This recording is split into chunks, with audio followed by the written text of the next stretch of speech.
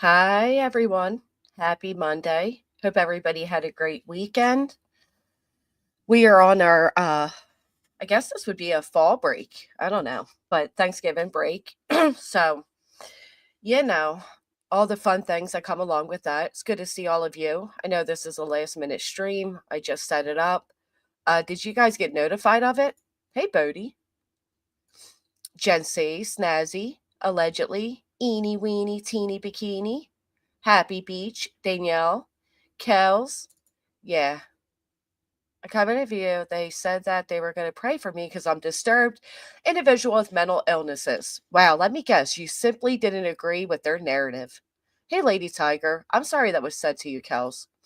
Sherry, Captain Lee, Forever Army, Sharon, Jonathan, Tennessee Road, Poetic, Roddy, Lily Rose, Brian, Dazed and Amazed, Liberty. You got notification? Yay. Okay, cool. Hey, Ballpark, Juju B, WIS Mom, Catherine.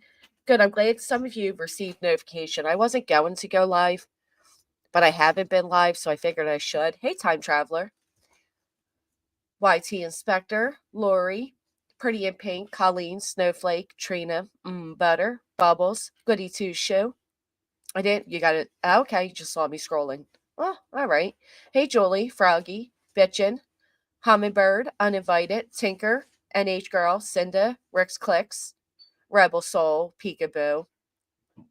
I came looking, no notification. Ah, hey, JoJo, formerly known as Juno. There you are. Okay. Angela, Toe Beans, Trish, Lily Rose got the notification. Uninvited also got a notification. All right, cool. Well, that's off to a good start. Hey, BB, Catherine, Teenies, Darcy, Amy. If I missed anybody, I do apologize. So, a lot of interesting things have taken place over the weekend. And I took notes, little things to comment on. But I couldn't help but notice somebody was live this morning. And wouldn't you know it, that they got their quote unquote facts from a quote unquote hate channel. And I love that. I love that. I love that you are so close to this investigation. You know so much more than everybody else, but yet you got your facts from a hate channel. Isn't that ironic, teenies? Don't you think? Hey, Turning Leaves. Yeah, there's a lot of crazy stuff. There's a lot of I don't understand people. If I'm being quite honest, I don't understand people. I don't know if people are so emotionally driven that they can't see what's right before their eyes, or um hold on, my thing got logged out. Ugh, now I gotta guess my password. Give me 1 second, I'm sorry. Or if people are just willfully ignorant. I'm guessing it's a mixture of both at this point, but is it not here in the same network? They heard about a month ago. Dang it. Gosh dang it.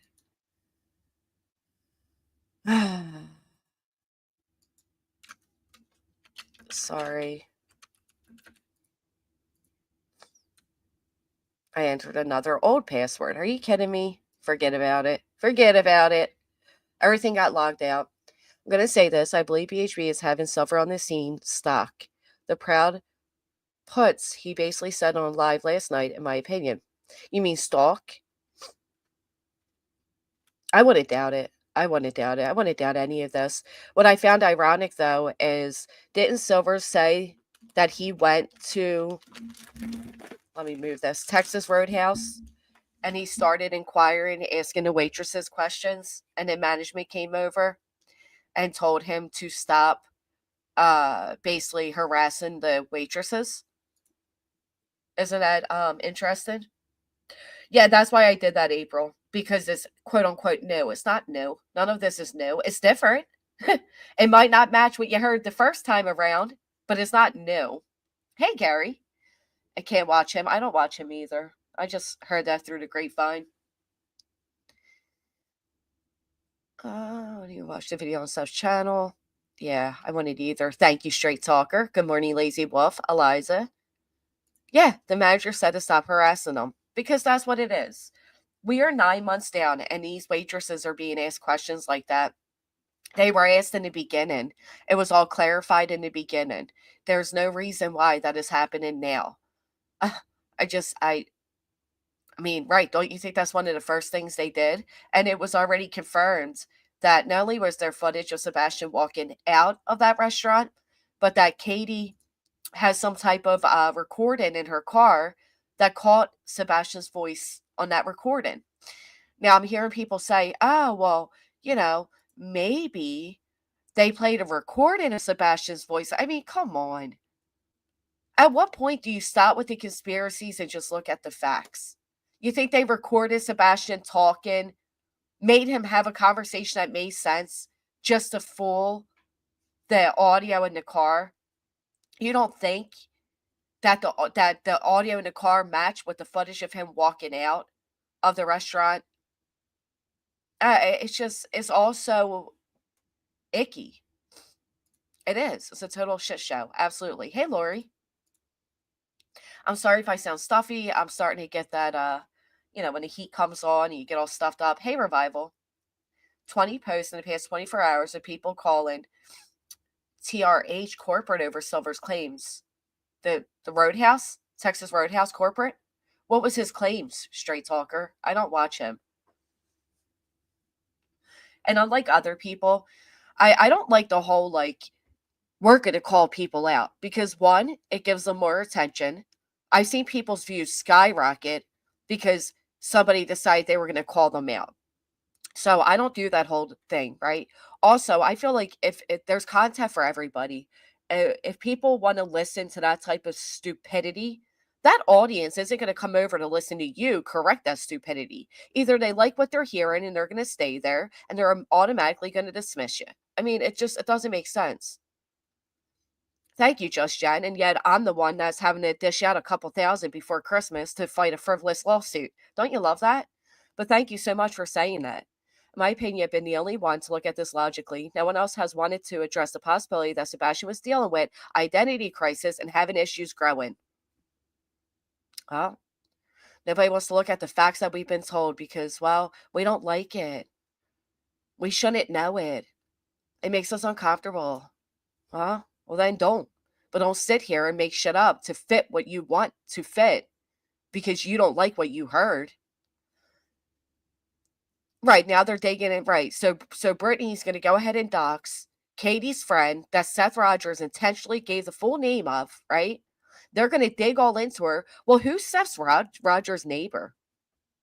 Huh? Who's his neighbor? So we heard Seth say that the morning he gets the call, which it's going to, quite ironic how this worked out. Seth Rogers said he got a text at 6:22? Was it 6:22 a.m.? Let me look at my note. But yet this whole time we have heard they didn't reach out to Seth immediately. Why wouldn't they reach out to Seth immediately? 6 a.m. Katie wakes up. She goes to look for Sebastian. He's not in his room. 6 a.m. She looks around. She doesn't find him. She calls her husband. Her husband then reaches out to the father via text and a phone call at 6:22.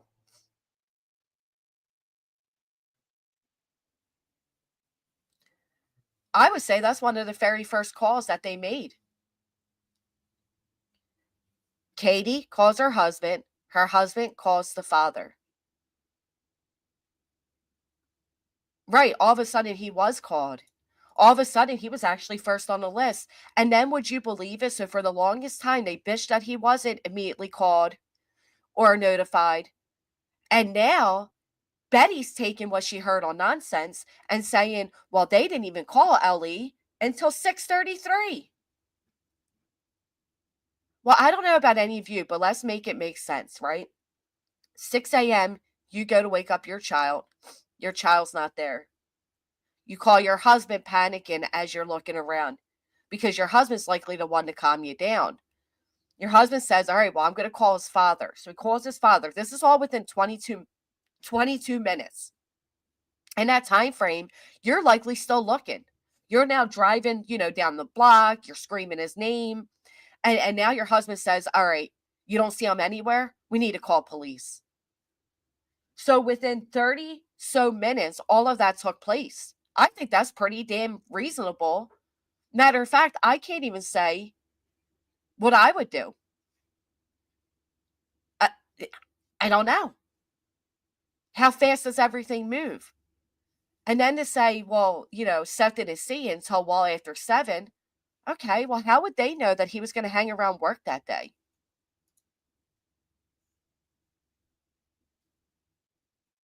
To say they should have, while they're going through all this panic, that they should have stopped and dug out the list of the different departments and numbers that Seth gave them for his job, and they should have, ran around looking for that so they can call through his job, is asinine.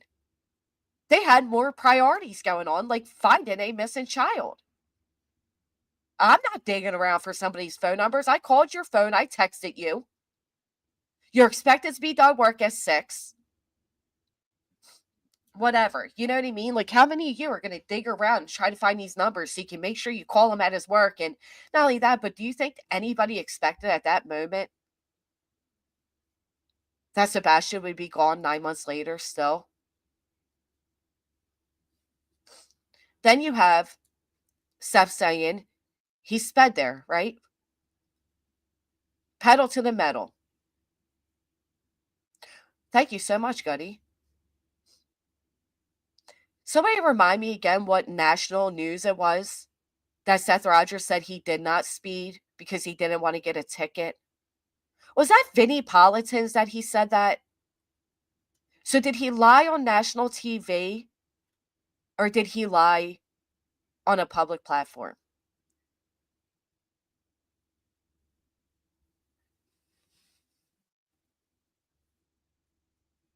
Then you have him saying how long it took for him to get there, right? Okay, it's about a 30-minute drive, traffic. Yeah, that makes sense to get there at that time. What doesn't make sense is to claim that while you're driving for 45 minutes, you don't call anybody. You're not calling your mama. You're not calling Sebastian's phone. You're not even calling Katie or Chris to say what the F is going on. You text me, you call me. But what doesn't make sense is he does claim that he did speak to Chris. So did he speak to him while he was still in the parking lot? Perhaps. I love the fact that he said, Chris said, don't be angry or don't be mad, whatever one it was. And now that's such a bizarre statement, right? But yet when Betty called it bizarre months back during her little exclusive interview, Seth said, well, no, I don't find it so bizarre. Because again, you know what they know of each other that we don't? Their baseline. We don't know Chris Proudfoot. We don't know Katie Proudfoot. We don't know Seth Rogers. And we certainly don't know Sebastian Rogers. What may be abnormal to us may very well be normal to them. Okay? It might be normal that Seth is such a hothead that the first thing you have to say to the man is, please don't be mad. Calm down. Calm down and listen, Seth. I don't find that so bizarre. Others may. What I do find bizarre is that Seth didn't drive past his house. He didn't check the roads, the way of his house. Hell, he didn't even try to call Sebastian's phone. He didn't know at that point that Sebastian didn't have his phone with him. Why didn't he call Sebastian's phone? And what neighbor, RLA? Is that neighbor the same neighbor that allegedly moved from California to live next to Seth and moved shortly after Sebastian disappeared? What neighbor? Hey, Nicole. So then you have Seth says he gets there, right? And he says instead of rushing in the house to see what's going on, he sits in his truck for 5 to 10 minutes. So he puts his, the pedal to the metal and flies there. Because he needs to get there as quick as possible, which I would too. To then sit and just watch all of the traction going on, all of the manpower at that house? That's weird. I've heard of people that do that, kind of like, there's situations where people that actually committed the crime will go and they'll peep out the scene and see what they caused, or like when somebody lights something on fire and they watch it burn, or they often say that criminals return to the scene, things like that. Now, I'm not saying that's what Seth did by any means, but I do find it bizarre that he sat there and just watched. I think that's weird. I would have jumped out and screamed, "Where is my child? What is going on?" Now, he says when he did get out, nobody even acknowledged him. Well, yikes. Nobody noticed Seth Rogers. What do you know? So he goes in the house and he says the first thing Katie did. Now, he didn't say this before. This was added on later. The first thing Katie did was shove a phone in his face. And he never asked why. If I walked into a house where there's police everywhere, my child's missing, suddenly the home where my child was at every day safely is now what looks like a crime scene with police and detectives and dogs, and there's drones and there's all these things. And the mother of my child, the father of my child shoved a phone in my face. I would say, "Why the fuck are you shoving a phone in my face?" He didn't. Ask yourselves why. Does he know why? Do you know why, Seth? I have a pretty damn good idea.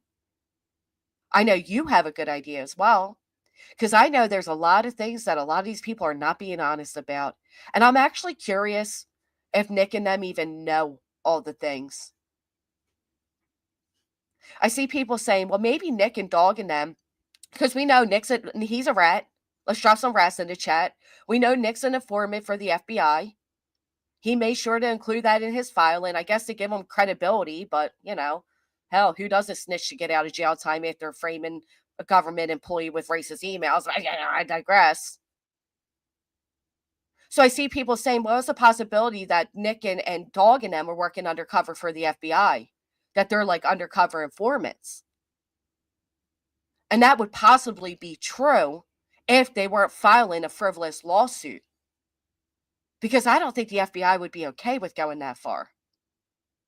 See, I think at the end of this lawsuit, what they're trying to do is they're trying to get Chris and Katie. And they're likely trying to do so on that whole, like, death without a body type of thing. That's what I think they're trying to do.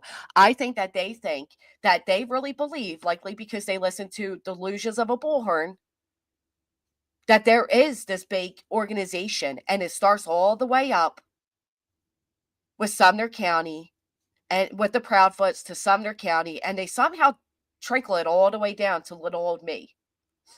Whatever. We'll see that one out in the courtroom. But so no, I don't believe that they're informants. I don't believe that they're working with TBI FBI. And what I do believe is I believe Tony knows that these guys are as much as LARPers as I do. Because Tony Mathis said it himself. He said that he decided to reach out to Nick. Ironic, he reached out to Nick. I guess that was when Nick probably reached out to Seth and the Proudfoots, after he made a post acknowledging that JLR's community did such a great job at keeping Sebastian's story out there, that they're now aware of it and they're going to hop on the scene because they saw the views, is my opinion. So Tony reaches out and he's talking to Nick, and he says out of nowhere, Dog interrupts him. Oh, Nicole G, thank you so much for the Cash App. That was really sweet of you. Thank you. And while he's on the phone with Dog, Dog says, "Are you willing to go to jail for your man?" And Tony, being the bizarre character he is, he says, "Why, yes, yes." I guess you would. You're also the man that would change a missing TikTok for a missing young man to a hate JLR TikTok, but. So next thing you know, Dog starts reading him his Miranda rights. Dog starts reading somebody their Miranda rights. And what does Tony say? Well, I'll go along with their silly little game. And what are we playing 3 months later? A silly little game that is distracting from a 15-year-old boy and ruining people's lives. And Tony, being the weird man he is, says he grew up on Dog. Well, I'd be insulted if I was Dogs. I don't think Tony's that much younger than Dog. So he's excited at the idea that Dog, the bounty hunter, who used to hunt locals that were drug addicts and evaded bail. I mean, I don't know if you guys know, but they're not that clever. And there's not many places to hide on an island, but, give him all the kudos for that one in his prime 30 years ago. So he's all starstruck that he's being read his Miranda rights, where I would have been like, this is weird as shit. But Tony's not a dumb man, and he knew it meant nothing because Dog doesn't even have the rights to read Miranda rights. And then they bring up, and Tony confirms, the truth serum. The truth serum that they put on their filing was us defaming them by saying they said it because they never said it. But now a plaintiff just said that they said it. And he says, yeah, well, Seth would do truth serum and hypnosis. He would cut off his right arm. Really? Because he wouldn't even look because of his right shoulder. Now he cut off an entire arm? Wow. Okay. So they know, and he knows, and he called it a silly game. And it sounded to me like there's tensions building there because it seems to me Tony, the national spokesman, has taken a real backseat. I don't recall seeing Tony on News Nation. Do any of you? Was it even News Nation? I'm sorry. They took a while to put the interview out because it was so full of bullshit. It was supposed to be Vinnie Politan. Okay. But anyway, I didn't see Tony on there. Did any of you? Anybody see Tony, the national spokesman, speaking with Seth Rogers on national media? No. I don't think he was invited. That sucks. All the hard work he put out there, and he took a backseat to the people he reached out to.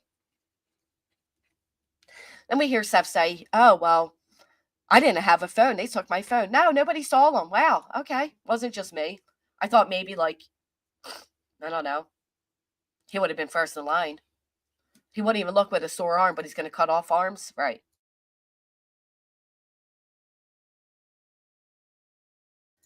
Hey, Michaela. Let's make it clear this is not, I don't believe, the Michaela that was hired to use her sexuality to brainwash Seth Rogers into giving her $1,200 and I'm sorry, $12,000 to get secret information. May I be embarrassed to put that in a filing, but have something called self-awareness. Anyway, so they take Seth Rogers' devices. Yes, Shelly Ann. Hey, Chica, thank you so much. We just had a felon baby. Time to give birth. At least we know this one won't be a fool. Felons have more fun. So they take devices, right? And that's what they do. It's common. So for these police that they're now claiming didn't do anything to investigate the disappearance of Sebastian Rogers, but they did because they took devices, and the day of that Sebastian was reported missing. They shortly left and they went over to Seth Rogers' house and they tore it apart. And he said he was treated like a suspect. Now, I saw people blaming Chris for that. As ironic as that may be, I saw people blaming Chris for that. Hey, Cheesy. As if Chris had the power to make the police go terrible. Well, maybe he did. Maybe they found some things out. I don't know. But I don't know how you blame somebody else for the police behavior. But he says they took their devices. Now, we know. I don't watch her shit at all, Titanium, so I don't know what you're talking about. We know that they looked through everybody's devices. Chris and Katie's, Sebastian's, Seth's. For whatever reason, they kept Seth Rogers' devices a little bit longer, right? Which some would say that's a red flag. So within the first 2 weeks, Seth doesn't have a PlayStation back. He also said he didn't have a phone and that people were so concerned for him, they were calling in wellness checks. I don't know about any of you, but if my child was missing and the police took my phone, I would absolutely go buy a new phone and keep my phone number so that my child could reach out to me. But Seth didn't. You know, we can't say he didn't have money because he told us that he had a couple thousand saved up to buy himself a Pew Pew. So we know he had money he could have used, but whatever. He didn't get himself a new phone. He waited for the police to give his back. To the point that people called wellness checks. Well, my question is, why didn't your family come? I see a lot of people saying it's weird that Chris's parents came, and no, I don't find that weird. Put a one in the chat that if your child was to disappear, would your family and friends come surround you? Would they come be with you?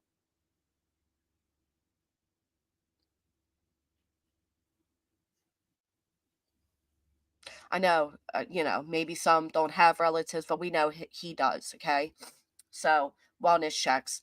And then he gets upset because he uses, hey, Sherry, thank you so much. He uses his PlayStation.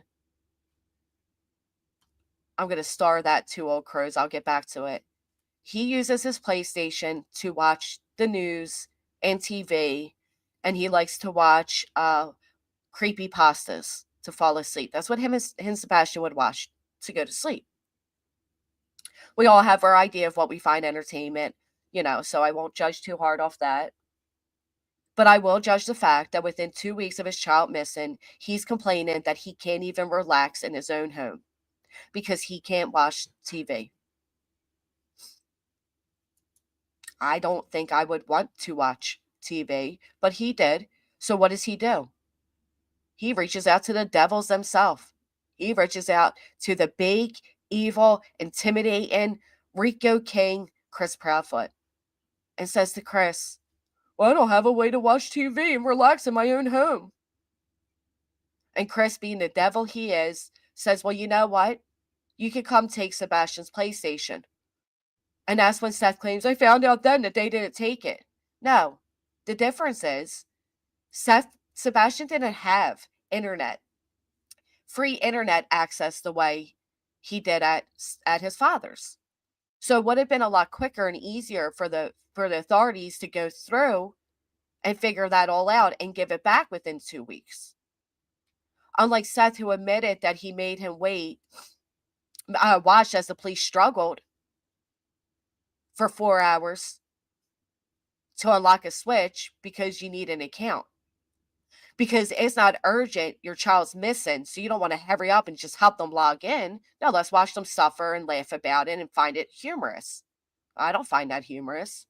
I find it a waste of 4 hours, 4 precious hours.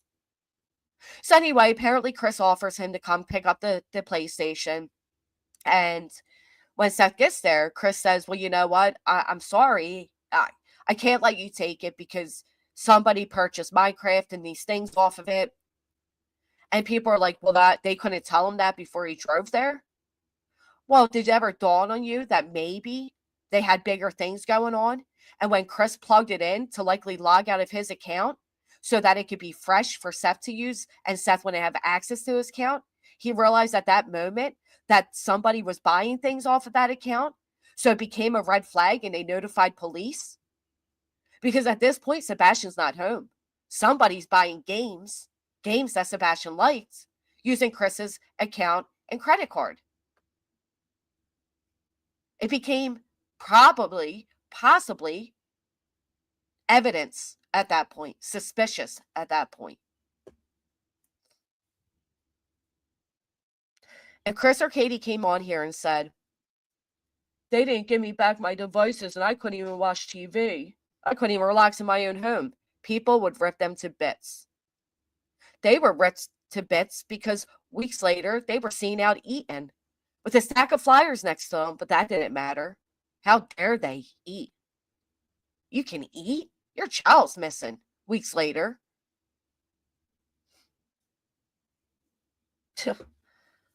Anybody familiar with creepy pastas? You ever hear Slenderman?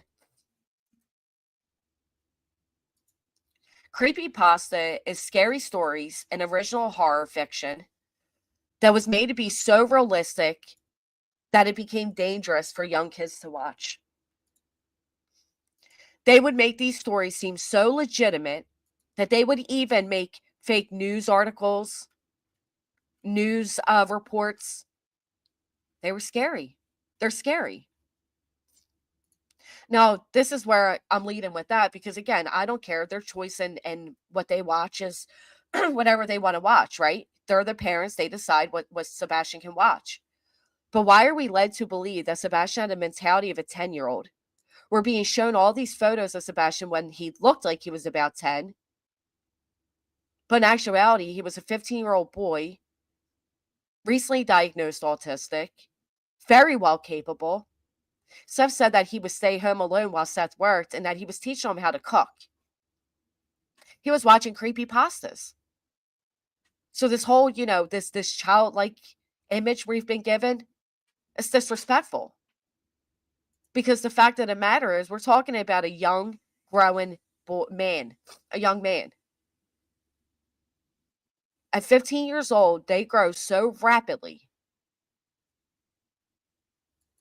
I was wondering that too, Casper.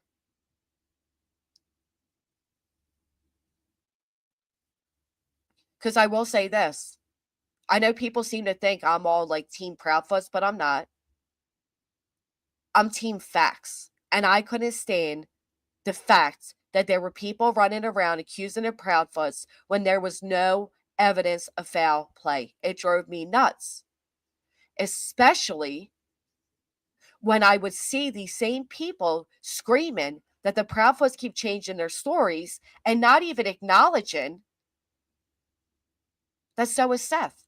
It drove me nuts.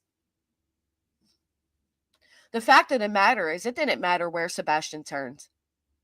That boy reached out for help. He was called a liar and he was punished. He was reprimanded. I do believe CPS was involved several times. I believe because of all parties. I have no doubt in my mind that Seth knew how Chris punished Sebastian and that Seth punished Sebastian in a similar format.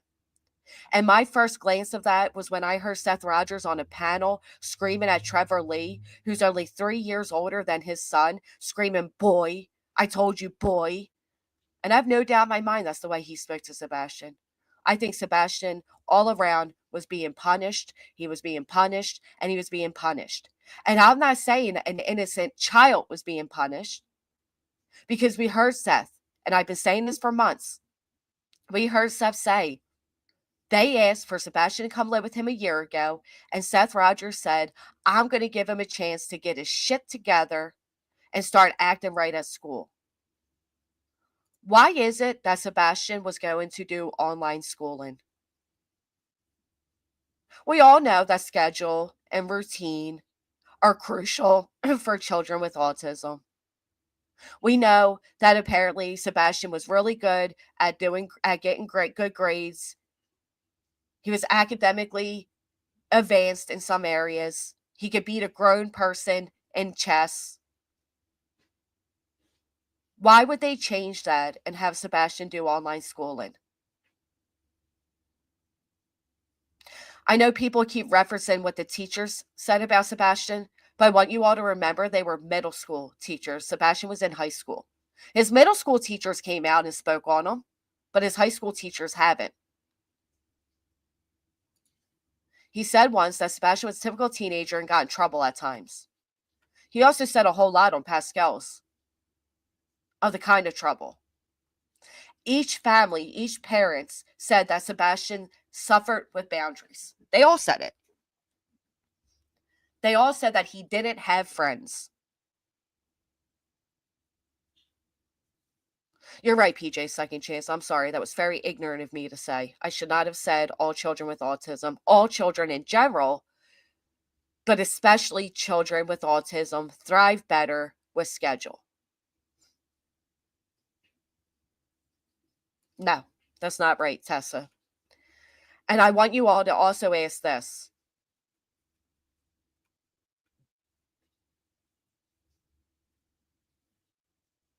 How was Sebastian allegedly enrolled in two schools? Because the state doesn't allow that. On one hand, you have Seth saying that Sebastian was supposed to come live with him and start online schooling. And on the other hand, he says that he was going to live with him for the summer. Right. Why was it that if he wanted Sebastian so badly, why did he say, "I'm going to give him a year to get his shit together"? because going to live with Seth was looked at as a punishment, in my opinion, based on what Seth says.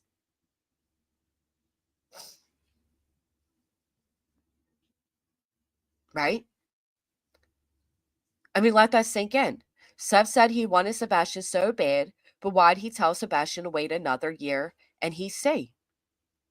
A year to get his act together.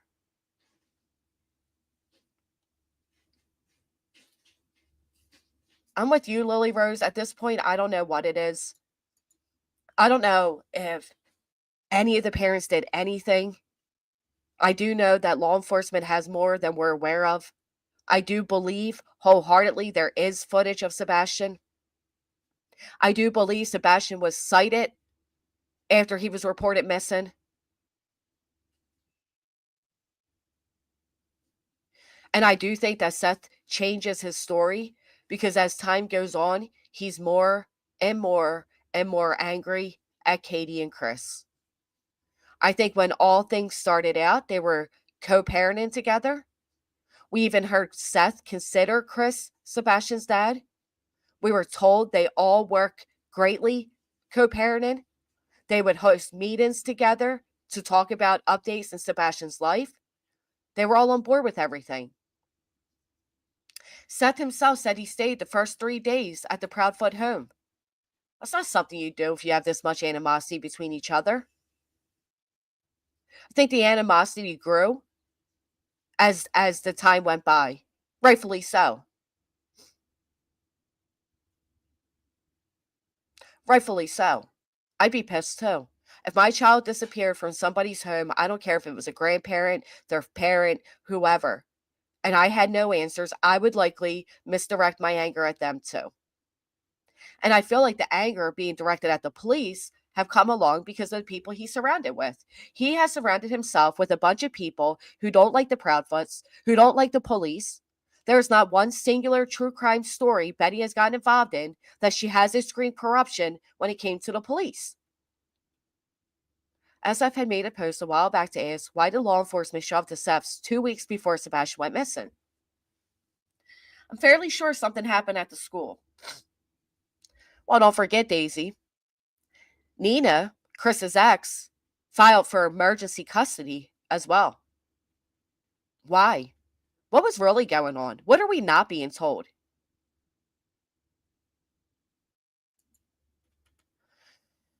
I do.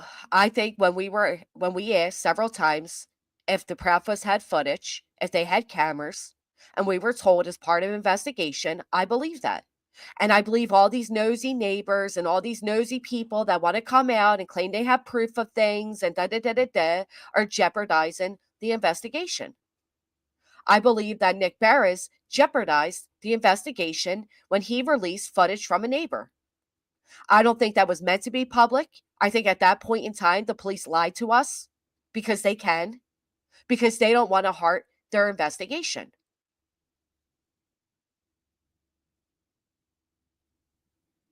There are things I think we are supposed to know, and I think there are things we're not. And I said the same thing with Riley Strain. I said for weeks, I guarantee they have more footage of him. And then sure enough, it came out that they had that police body cam footage of him. They're working an investigation. They're not working public perception. I want you all to remember that. There is work in an investigation, and then there's work in the public's perception. I side anybody who works this hard to win over public perception. It makes me wonder, is that being done with intent? So when things do come out or something does come out or somebody does get arrested, that they have the masses convinced they're innocent? I introduce you all to Wade Wilson, who has an entire army of Wade wives who have raised almost over $100,000 because they believe, despite the moron admitting over 4 times, they still believe he's innocent. He was framed. And ironically, Trump's attorney's getting involved in that one too. Can't make this shit up.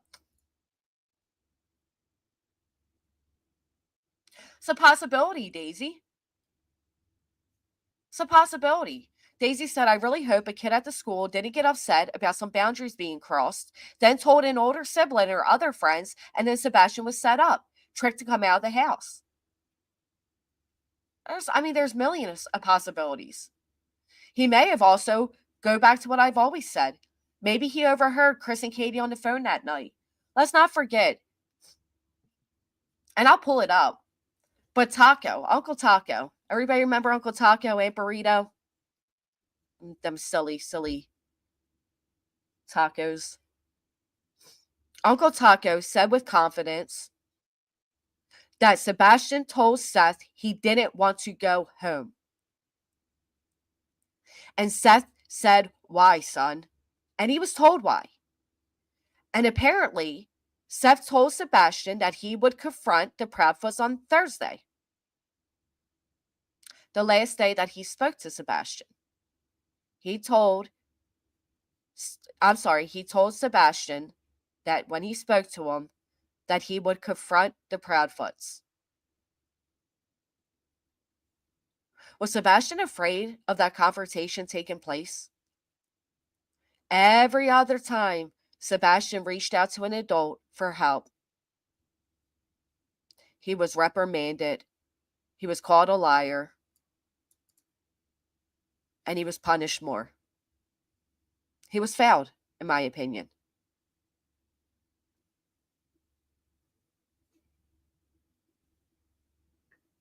Seth just revisited the story of Sebastian telling a teacher that his daddy said he was going to beat his ass. He was going to beat his ass. Yes, Lady Tiger. Now, this confuses me a little bit because he says it. Sebastian gets worried enough that at age 5 or 6, he repeats it to a teacher. The teacher calls CPS. CPS gets involved. They go and they talk to Seth. And Seth says, no. I told him I was going to beat his ass if he didn't clean his room. And they said, well, did you beat his ass? And this is Seth. I'm speaking what Seth said. And Seth responded, no, because he cleaned his room.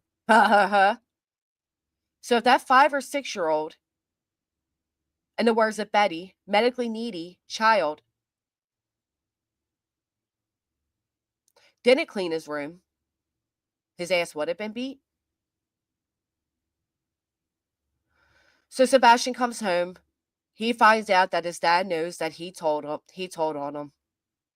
And Seth tells him and the authorities basically that he's a liar. It keeps the facts factual, Tony. That's what it does. How does convincing everybody that Sebastian was unalived by his biological mother help bring Sebastian home? I'll get to that, Legally Blonde. So he sits Sebastian down at 5, 6 years old, and he turns on the bloodiest scene out of Mortal Kombat. How many of you are familiar with Mortal Kombat? They would chop heads off, blood would come out of the neck. I mean, you name it. It's graphic. And he says, son, that's a beatdown. 5, 6 years old, having somebody you trust, you love, tell you that's a beatdown is traumatizing. It's not a beatdown, it's murder, but, traumatizing. I don't know what scene he showed. But I will say, as a mother, there are many times I've told my kids, if you don't knock it off, I'm going to beat your ass. And they usually just blow me off because they know I'm not going to beat their ass. Never once have either of my children ever went to anybody else scared of an ass beating from me. I find it concerning that a 5 or 6-year-old did. They believed they would get their ass beat. Why? A child that's never been beat wouldn't believe it. Then we get into the belt situation. I think it is humiliating. I think it is gross. And I find it despicable. Because we're not talking about a 10-year-old. We're not talking about a 9-year-old. And on top of it, we're talking about a child that's medically needy, right? In the words of Betty, medically needy. But we're also talking about a 15-year-old. A 15-year-old being Armstronged, right? Having an adult that is bigger and stronger. It reminds me of the scene from Matilda. I'm smarter, I'm bigger. And that 15-year-old had to sit there and take a belt to his ass. Can you imagine the anger that was pending up inside of Sebastian at that moment? The humiliation, the anger. Well, he said two different things, straight talker. He did say two different things, so I don't know. I'm just keeping it real with you all. Some of you may not like what I'm going to say, but on one time he did say it was recent, another he said it was years ago. So let's roll it back then. Let's say he wasn't 15. Let's say he was 12. Where do I buy my viewers at? I don't probably the same place Seth Rogers bought his. You don't think my viewers are real? You want me to take a poll to prove it to you, Stinky Bow? Better yet, can you all hit the thumbs up, please? I know you haters won't, but can you please hit the thumbs up? We don't have to buy viewers over here. This is, I'm not falling asleep or face playing. I can keep an audience entertained, so.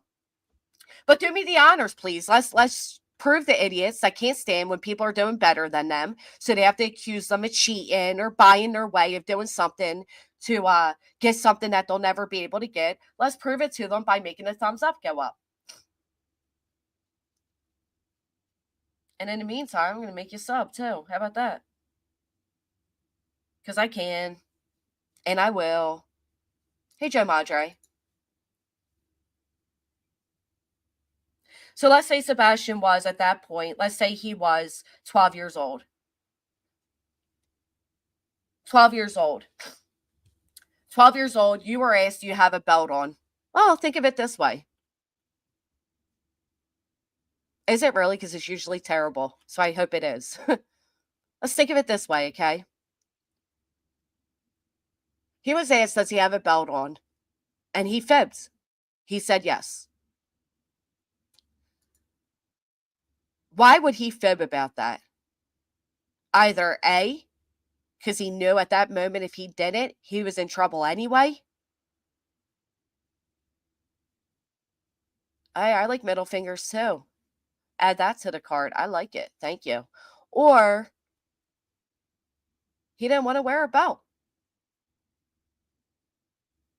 But he lied. And because he lied, he got a lick of the belt to his butt. Now, some of the people I've heard be outraged about this the most sat in a chat yesterday as Betty said to he is a man. He's a lot younger than most of us.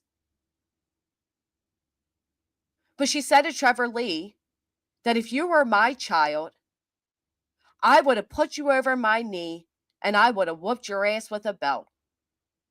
And I'm like, damn, oh, okay. So you had outrage for months at the idea of a child being whipped with a belt. But there you said it when your mask slipped and the true you came out, that you yourself would have beaten a out of control and what you deemed to be out of control child with a belt. And then you proceeded to say that if more parents beat their kids with belts, but you were so mad about that belt. But you weren't. You just knew the audience was.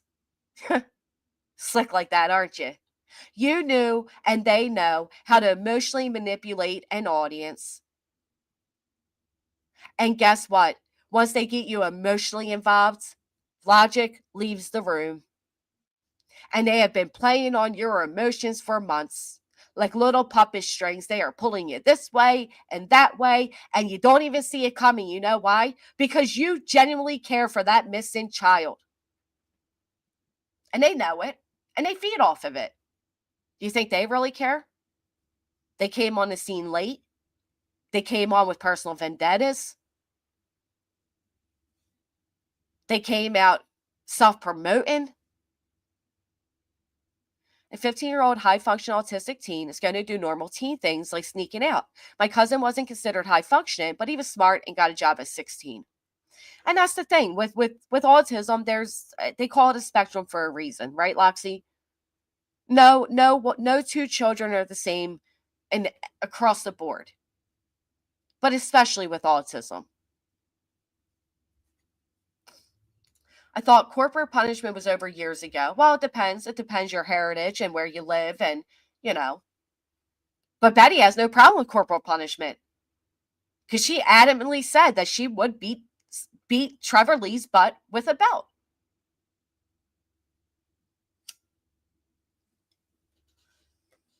And then she pulls in the whole, well, let's be religious.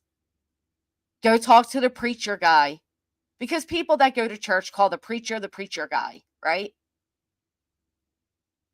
So not only are they manipulating you by using a missing 15-year-old child and your emotions involved with that, but they're going to sprinkle in every now and then a little religion. Nothing ties it in like a little religion, just a bell of religion put on top. So no matter which way Sebastian looked, no matter where he went, who he turned to, he was always belittled, he was deemed a liar, and he was reprimanded.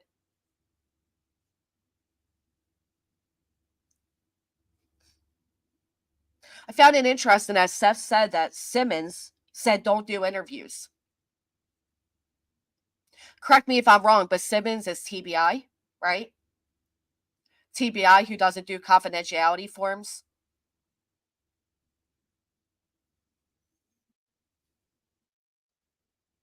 What does that have to do with anything, Legally Blonde? Then, what would be then, THEN, then you explain to me after he left go of Heather, no, Heather let go of him, that you should get that fact straight, okay? Go back and look.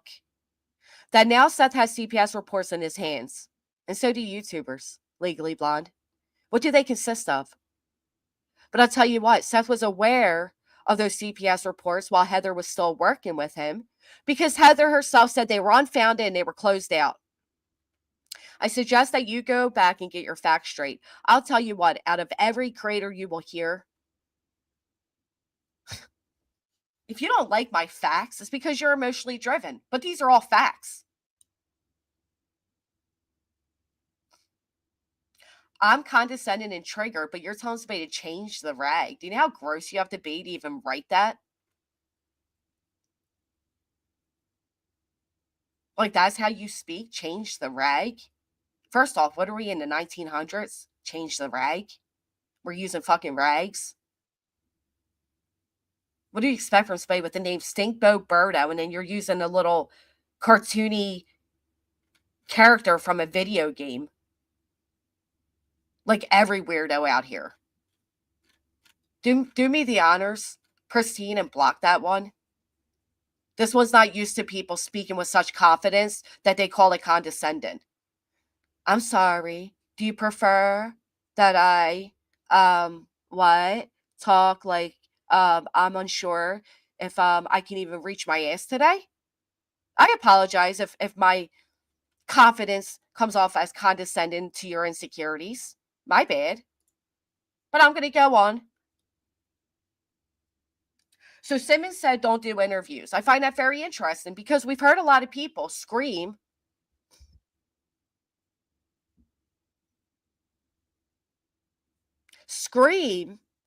that the Proudfoots didn't come out for 8 days, till 8 days after Sebastian disappeared. And I always responded back, well, either did Seth, right? So if that's a red flag for the Proudfoots, well, let's go ahead and throw one up on Seth's side as well. Fair enough, don't you think? So neither set of parents came out and spoke for up to 8 days after Sebastian disappeared. But we find out it's because Simmons told him not to. So let's take those red flags away, okay? Now neither side has a red flag. We're just back to normal. TBI said don't do interviews. Oddly enough, though, TBI and FBI also recommended you don't do GoFundMes, but that one was overlooked. The morning that Seth gets there, after he sits in his car 5 to 10 minutes,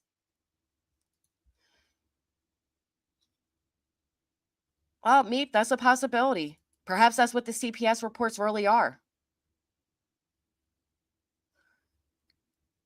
Seth goes inside, and immediately Katie's shoving a phone in his face, and he never says, "What are you doing? Why are you shoving this phone in my face?" He just looks at it and, I don't know, what?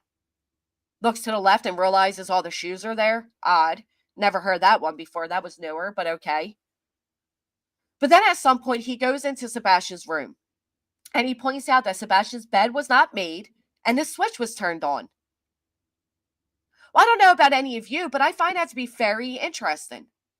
Divine, thank you for becoming a member again. I appreciate you. What does a bed not being made and a switch turned on tell you all? That perhaps something took place over the internet. Now, I know people are going to say, but Chris and Katie had good, a good system on, and Sebastian wasn't able to get on the internet without proof, right? Or without permission, I'm sorry. But you mean to tell me that this child is supposed to be so academically smart, and he's 15, that he couldn't use one of the neighbor's logins, or better yet, how many of you use Xfinity?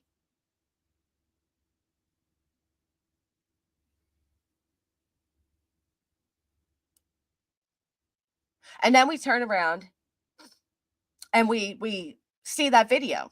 You guys remember that weird video? Let me play it for you again, because I'll never forget it.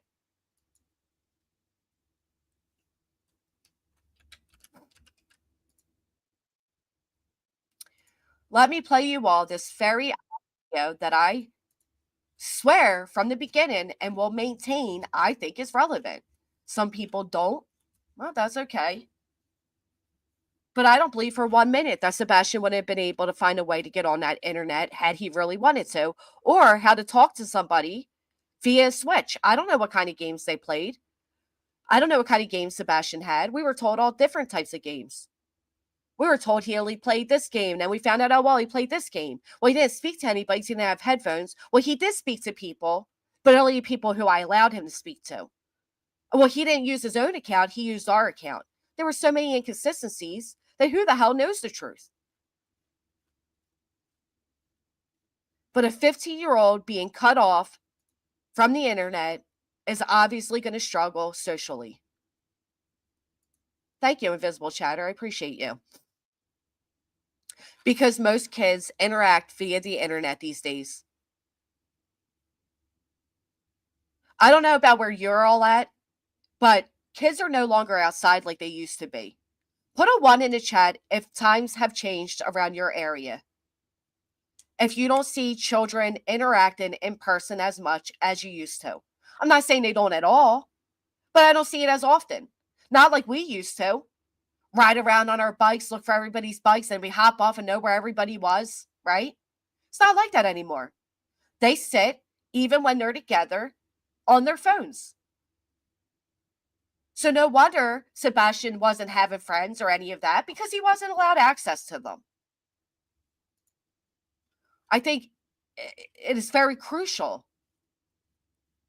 for children to have internet access at the age of 15. Oh, I found it and I clicked the wrong one. Sorry. Now, there may be reasons why he wasn't trusted with internet access, and it may have been truly for his safety. Matter of fact, correct me if I'm wrong, but I thought I did hear the Proudfoots, sorry. I hear so many people say Proud Feet because, plural all of a sudden last names change. But I did hear them say that Sebastian earned internet time, right? Perhaps there's a reason he wasn't allowed it, but this video always struck odd to me. Sebastian Rogers is missing for 3 months now, and I've just come across something that you guys need to see. Right. I want your opinion on this. Very, very interesting. Firstly, let's talk about Sebastian's online activity. Katie and Chris say Sebastian never played online at their house. They're not sure what he did at his father's house, though. Seth says he allowed Sebastian to play Warfare, but with selected people like Seth's friend and Chris, too. But at first, Seth said that he only played games such as first-person games, right? Such as like Batman and shit like that. Okay. But now it was warfare and all that, whatever. Denies ever playing with Sebastian, though. Anyway, look at this that has been going around since yesterday. Now, this may be reaching, but This channel was named Sebastian Rogers. It was made January 15th, 2024. Okay. And watch the video that it uploads. It's bizarre. still think it's worth sharing. This channel called Sebastian Rogers was created on the 15th January 2024, so about a month and a few days before Sebastian vanished. The video was posted on the 16th January. There is only one video on this channel with no title. I hate to interrupt the video to address this, but Blue Eyes, I don't find it cruel to have rules and restrictions, but I do find it cruel to allow zero internet access. That I find cruel. Because whether we like it or not, these children are internet babies. They were brought up on the internet. They interact through the internet. They learn through the internet. Now we're hearing things like allegedly Sebastian wasn't even allowed a calculator. I don't know if that's true or not. I don't know.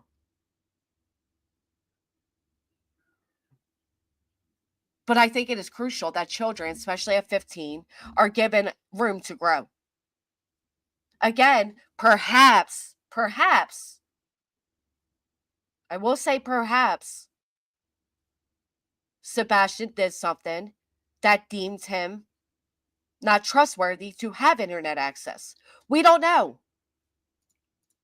My first thought, someone that is not used to using the internet and can only sign on certain times or something like that, maybe being a bit sneaky. Here we see this person logging onto their Wi-Fi. Now it also looks like whoever is taking this video is hiding under something, under a house, or what is that? Does that lady look like Katie Proudfoot, or am I seeing things? Doesn't look In light like of Katie Sebastian's Proudfoot, no. disappearance, I think it's very interesting and would be such a coincidence if there's a channel called Sebastian Rogers and shows someone like hiding somewhere and logging onto the internet. I don't know. So that's exactly what the video showed. It showed somebody hiding somewhere, logging onto the internet, and recording. Now, that person did not look like Katie Proudfoot. I don't know why that was thrown in there, but it looked like something. Exactly, Tempest. It's a new time. Our kids need the internet for school, etc. Needs to be monitored, though, but that's on us parents. Now, I don't know how many of you trusted to call their personal tip line. I recommend you don't, or they'll text you months later for no absolute reason. But when I called, they told me some things. I don't know if they're true or not, because I have no right to know. I could take the word of it. But what they told me was concerning, to say the least. And it would make sense why internet access was monitored or taken away altogether. That was uploaded a month prior in January 15th. Yes. No. Blue Eyes, I understand what you were saying. You were saying for all of them to be like, it's abusive to not allow internet and to monitor the internet. No, it's not. I would argue it's abusive to not monitor your children's internet access. It should be limited. It should be overseen. I remember when I was younger and the family had a computer, it was in the living room. Everybody could see what you were doing on the computer. Remember the times of AOL? Age, sex, location. Silly us.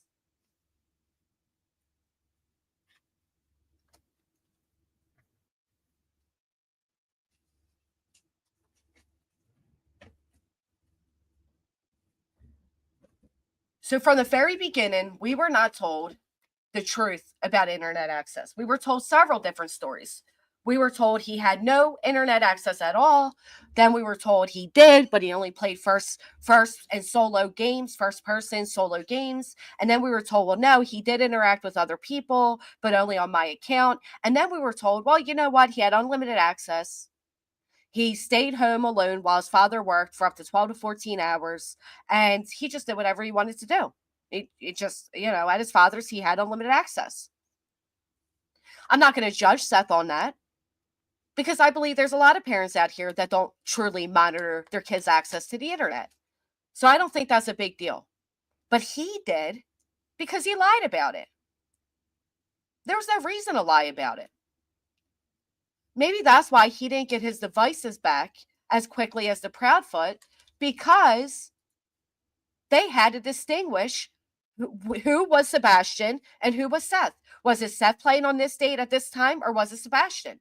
Who was talking to Uncle Pickle Ass, because that was his name on there, Uncle Pickle Ass, and who was talking to, so that would take a while.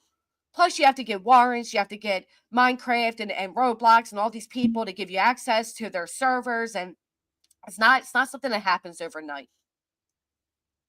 Pickle Ass, that's so bizarre. So we find out the police still have Sebastian's tablet and Switch that was at Seth Rogers' house. Ironically, when Vinnie Politan did a show, I tried to correct Vinnie because a lot of his information was wrong. I sent a super sticker that said that. I was immediately threatened by the Green team, that was further defamation that they're going to add to their lawsuit because I'm lying. They don't still have Sebastian's devices. Okay. Then we find out that the laptop, the mysterious laptop, who remembers the old broken laptop that Seth Rogers himself said Microsoft turned him in for? Oh, yeah. The typical RICO, defamation, this is why you're being sued.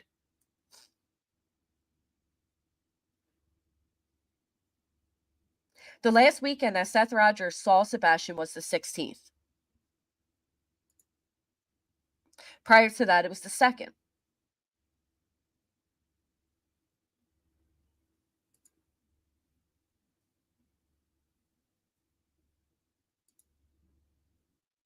Can you imagine if Chris or Katie cried that they couldn't watch TV and relax?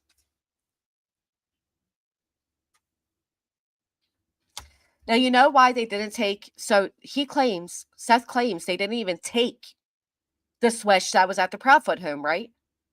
Well, again, because it didn't have internet access. If it didn't have internet access, they didn't need it. What they were looking for at that point is if Sebastian made any communications with anybody to leave that night. Was he lured, or did he intentionally meet with somebody to leave that night? Absolutely, Well, IB, she couldn't win. You know that. Let's talk about that. Chloe, the PI, said December and January were troublesome. Don't remember her exact words for Sebastian, and what occurred during that time was key. Also mentioned Chris's daughter visiting. What does she know? Well, we know that while Chris's daughter was visiting, Sebastian was with Seth, right? That we know. Now, did he go over and visit? Who knows? We also know that Nina filed for immediate custody. We also know that CPS was involved at that time and that the police went to Seth Rogers' house. That's all we know. So we know while Seth was working with those PIs that he did know about these CPS reports, regardless of what he's telling everybody today, because they knew.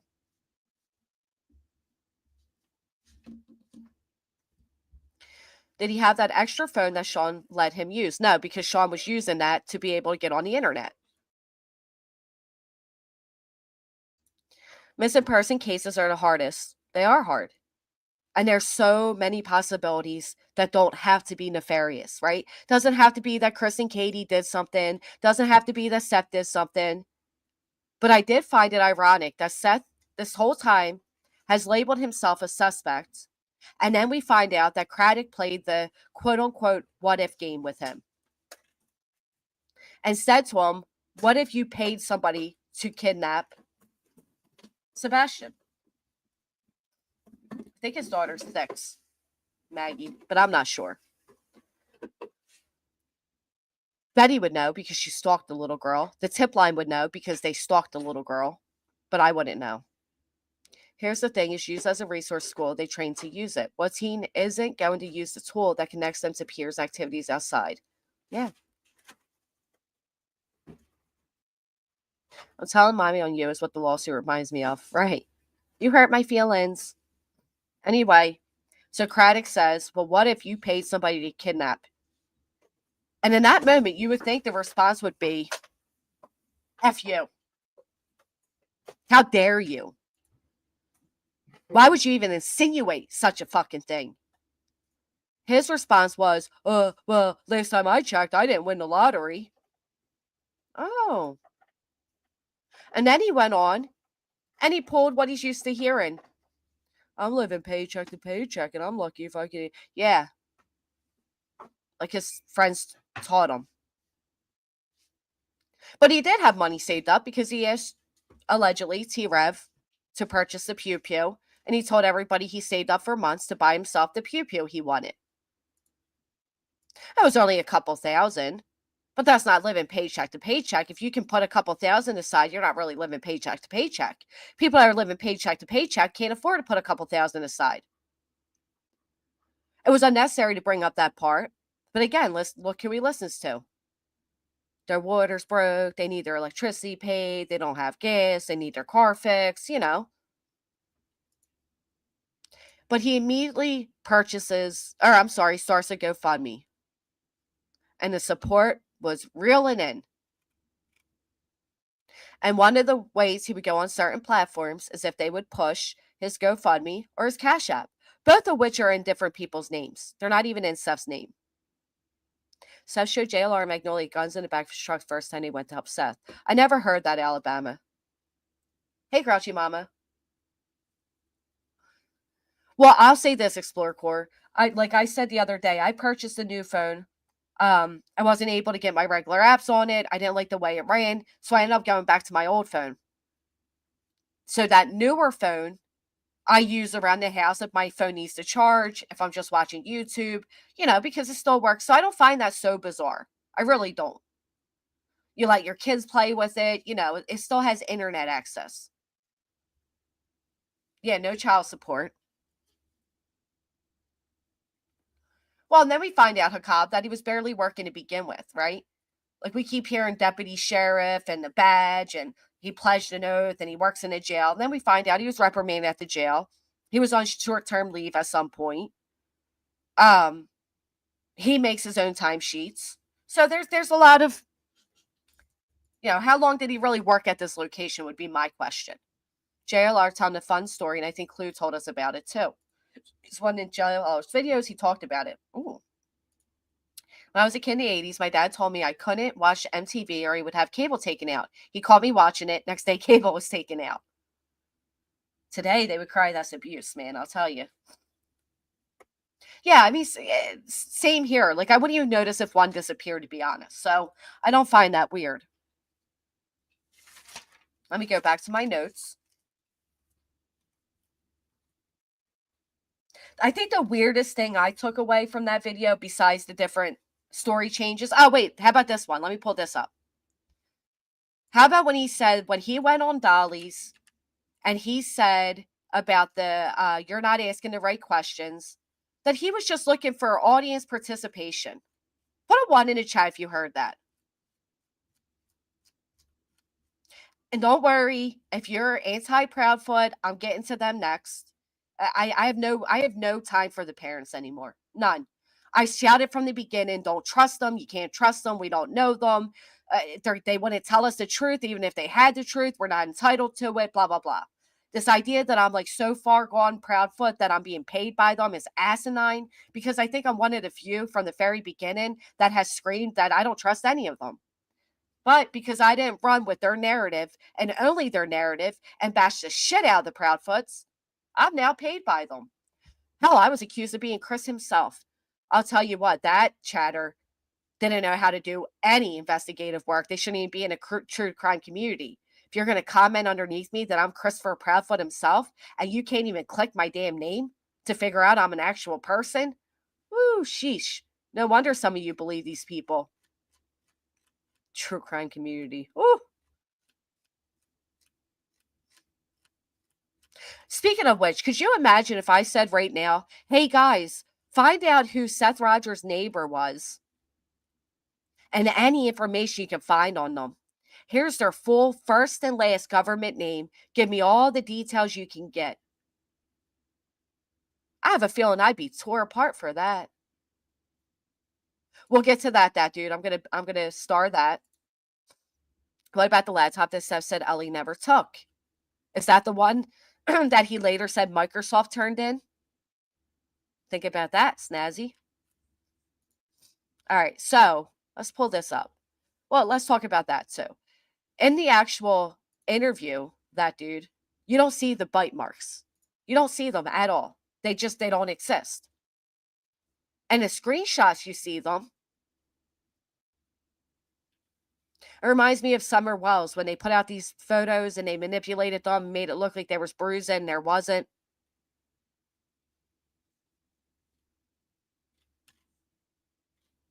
Did Dolly get rid of his streams?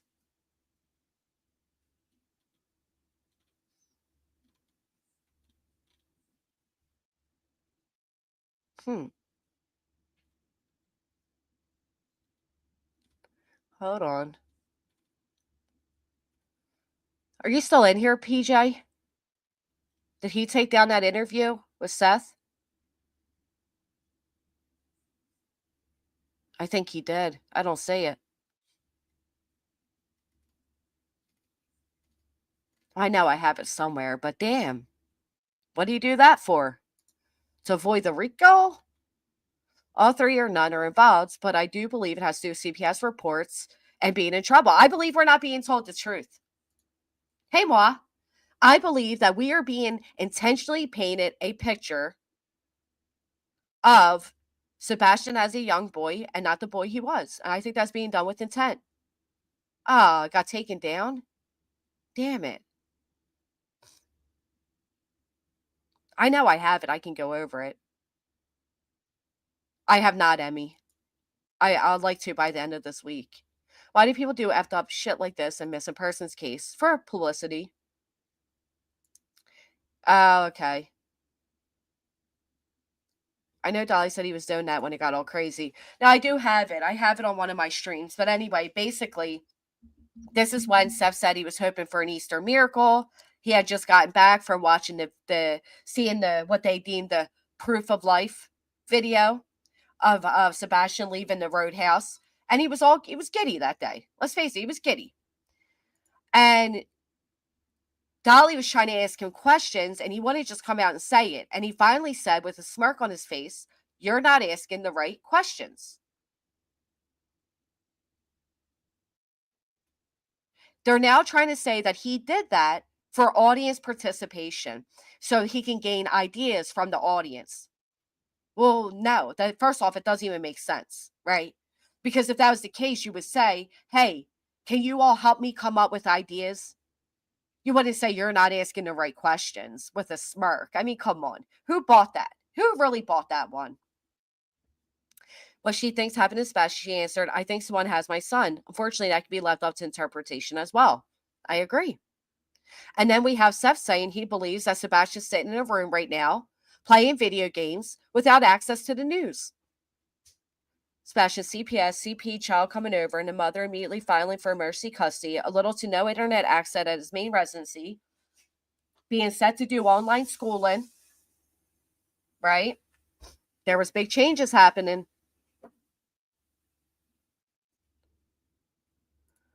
Has had a lot to say about that. Yeah, that's the reason, she lost revenue and blah, blah, blah. See how that holds up when you already accused me of that. Same thing with Betty, right? Can't accuse several people of ruining a reputation. Either it was ruined prior or it's ruined now. You can't have it both ways. The phrase so annoying. These people try to have Dolly's fun for a lawyer taken down. Yeah, they did the same thing to me.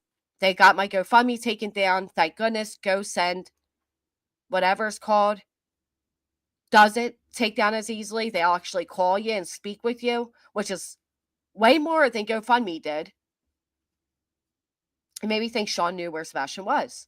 Did you know Michaela before this happens? No, because in his filing, he says that Michaela was sent in to seduce him like a sex ninja. Like, that's the claim. And if she manipulated him, which I believe there's a chance she did, I don't believe for 1 minute Michaela was attracted to Seth. I don't. I believe Michaela saw views with Seth. She likely at first really wanted to help him, saw a grieving father, wanted to help. And then she likely, I do believe she manipulated him. But I also believe he's responsible. We're not going to blame a grown woman for manipulating a grown man. But I believe it happened. He was vulnerable.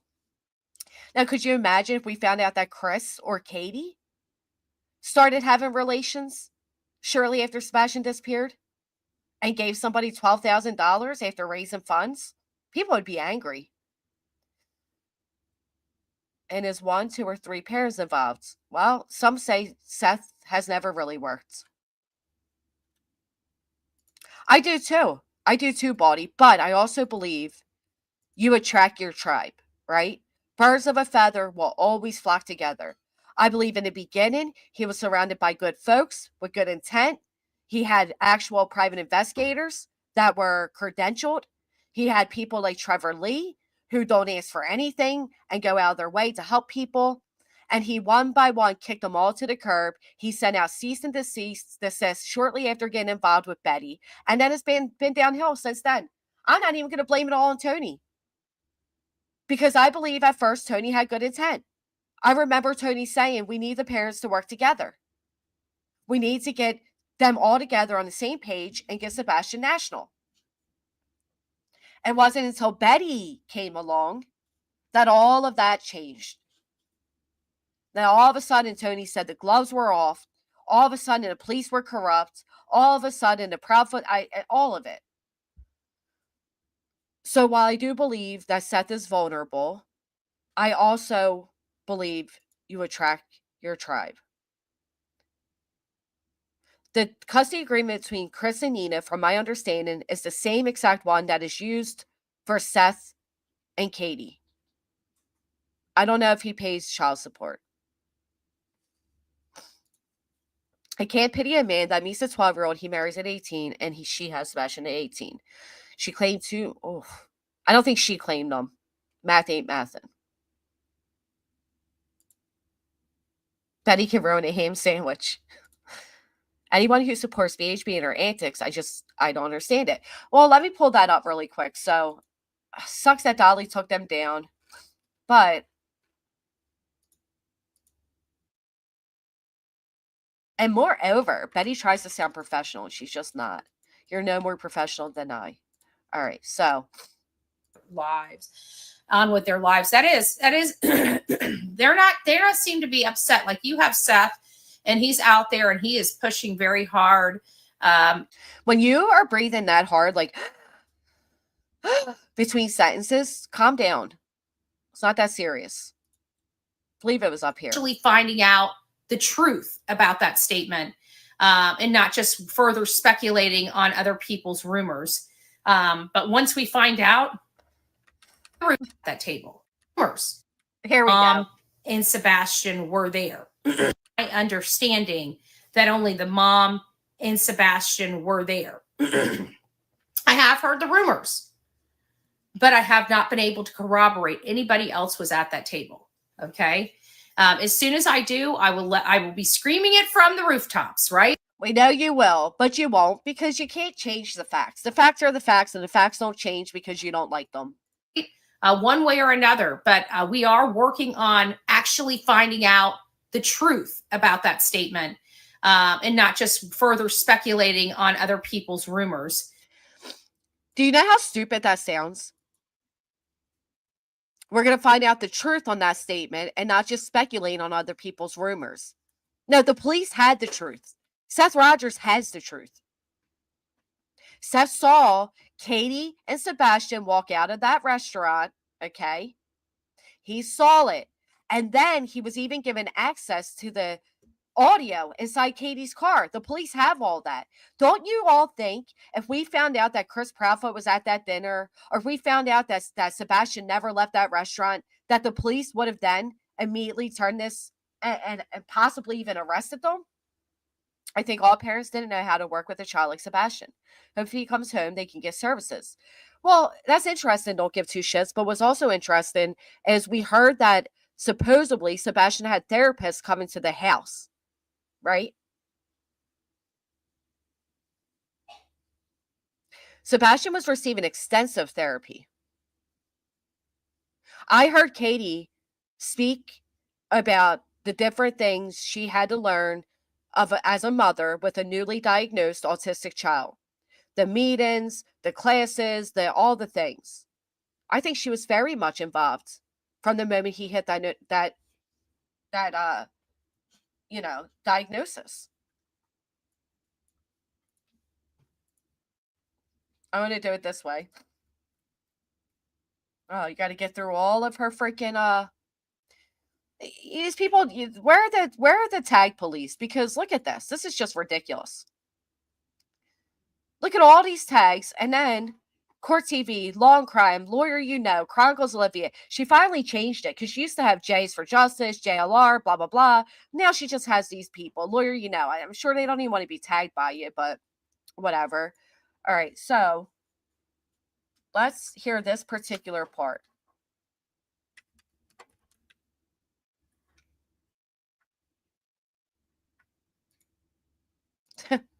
It's so ridiculous.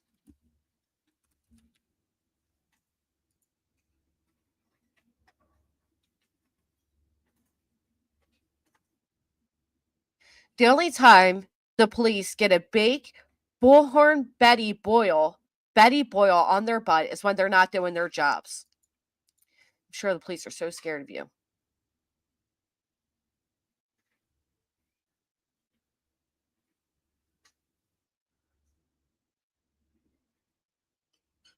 All right, hold on.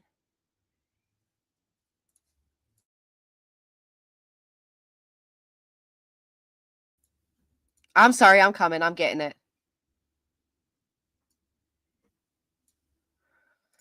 Here she is. She's so credentialed. Okay, here we go. Let's go from here. She said they're so full of shit. With the whole the grandmother was seen at warships before Sebastian disappeared. Phenomenon or event happened on the outside of this young boy's home. Shortly, a few hours. What does she have behind her? No organizations shall solicit contributions for the purpose of distributing materials containing information relating to a missing child unless it complies with all the following requirements. What do you... So, like, you mean to tell me you shouldn't be soliciting money to pass out flyers in Tennessee? Okay. Hours before he was reported missing.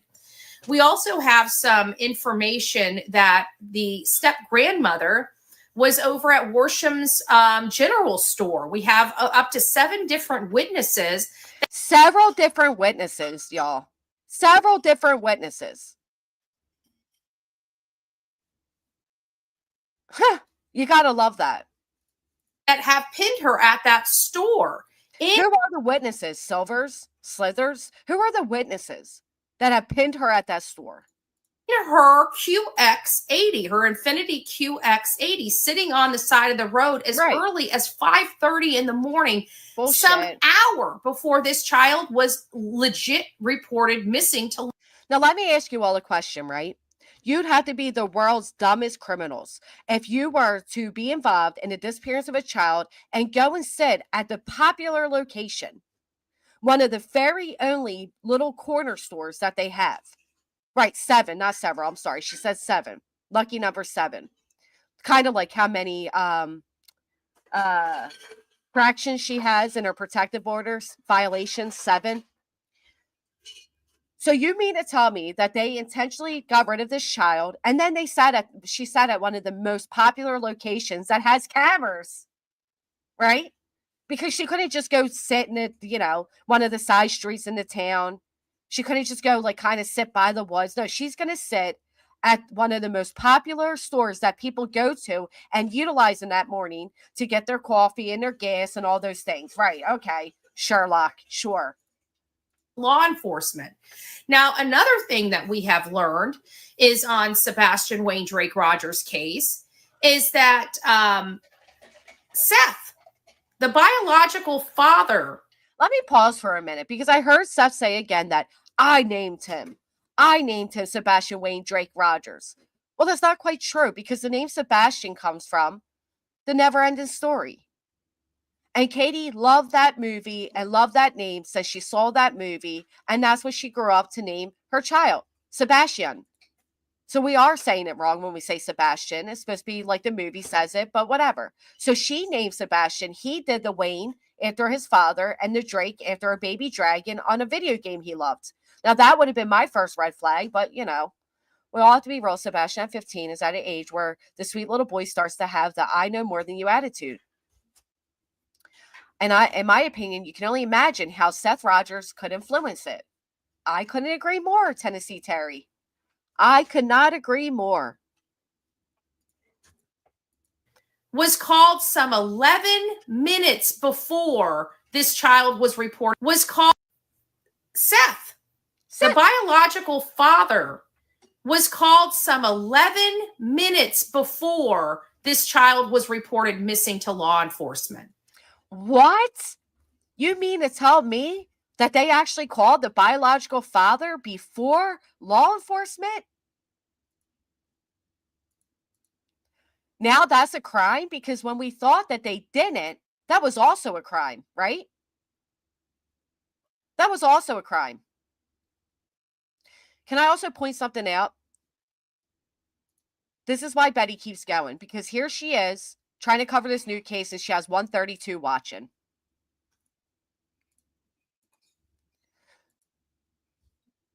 Who remembers them all bitching that Seth was not one of the first calls they made? And now we find out he is, and they're still bitching. I'll be damned. Wouldn't you call him first? Right, wouldn't you? I'm going to call, like Katie did. I'm going to call my partner and say, I can't find our child, blah, blah, blah. He's going to say, let me reach out to the father while you look.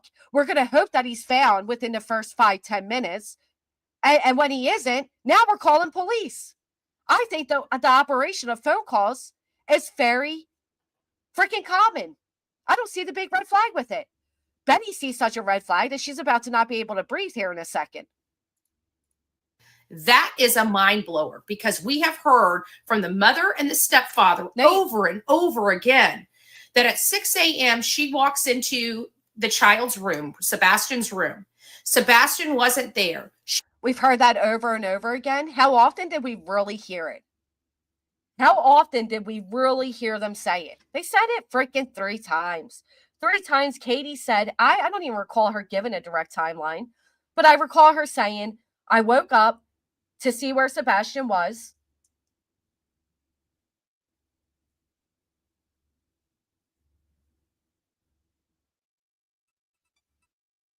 I was going to cover this, so everybody's covering it today. Oh, well. I woke up to wake Sebastian up, and he wasn't there. Thank you so much, Colleen. Now, at first we were told that's because it was said that he doesn't go to school till 9 a.m. Why is she waking him up at 6? But we find out that's not true. School was at 7. The bus was at 7. But anyway.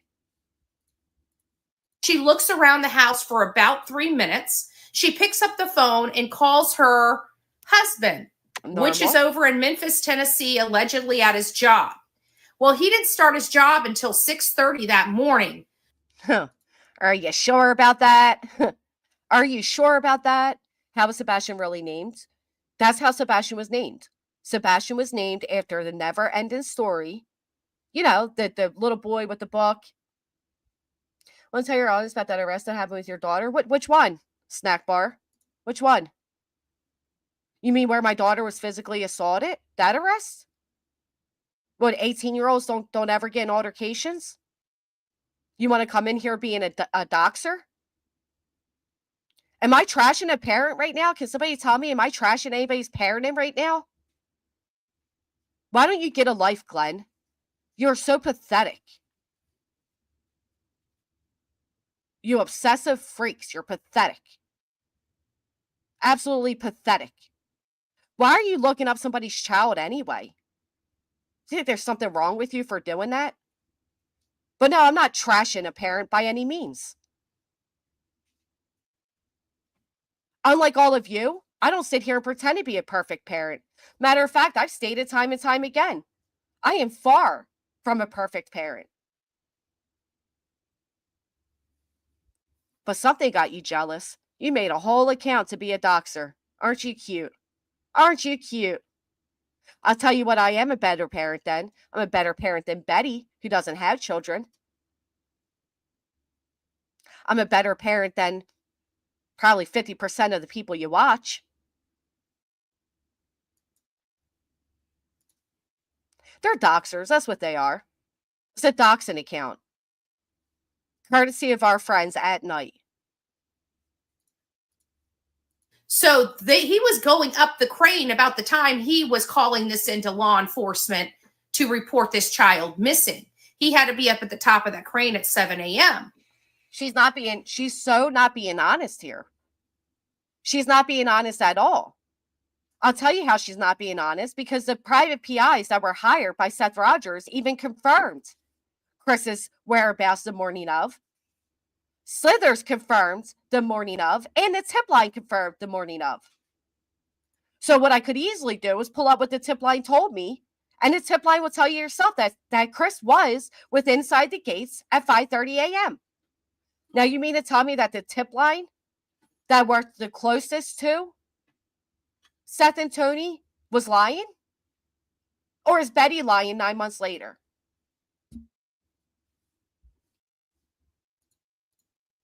But the mother, during all of this, calls Chris, and then Chris states that he immediately called law enforcement, but that's not true. As a matter of fact, they stay on the phone for some 33 minutes. Well, you don't know that, Betty. You don't know that at all. You don't know if Katie called Chris and hung up with Katie to call Seth. Seth himself's the one that lied. All of a sudden, Seth adds in that he got a phone call. Yeah, my children are children. They do things. They do things. So what? Why is anybody looking up a child anyway?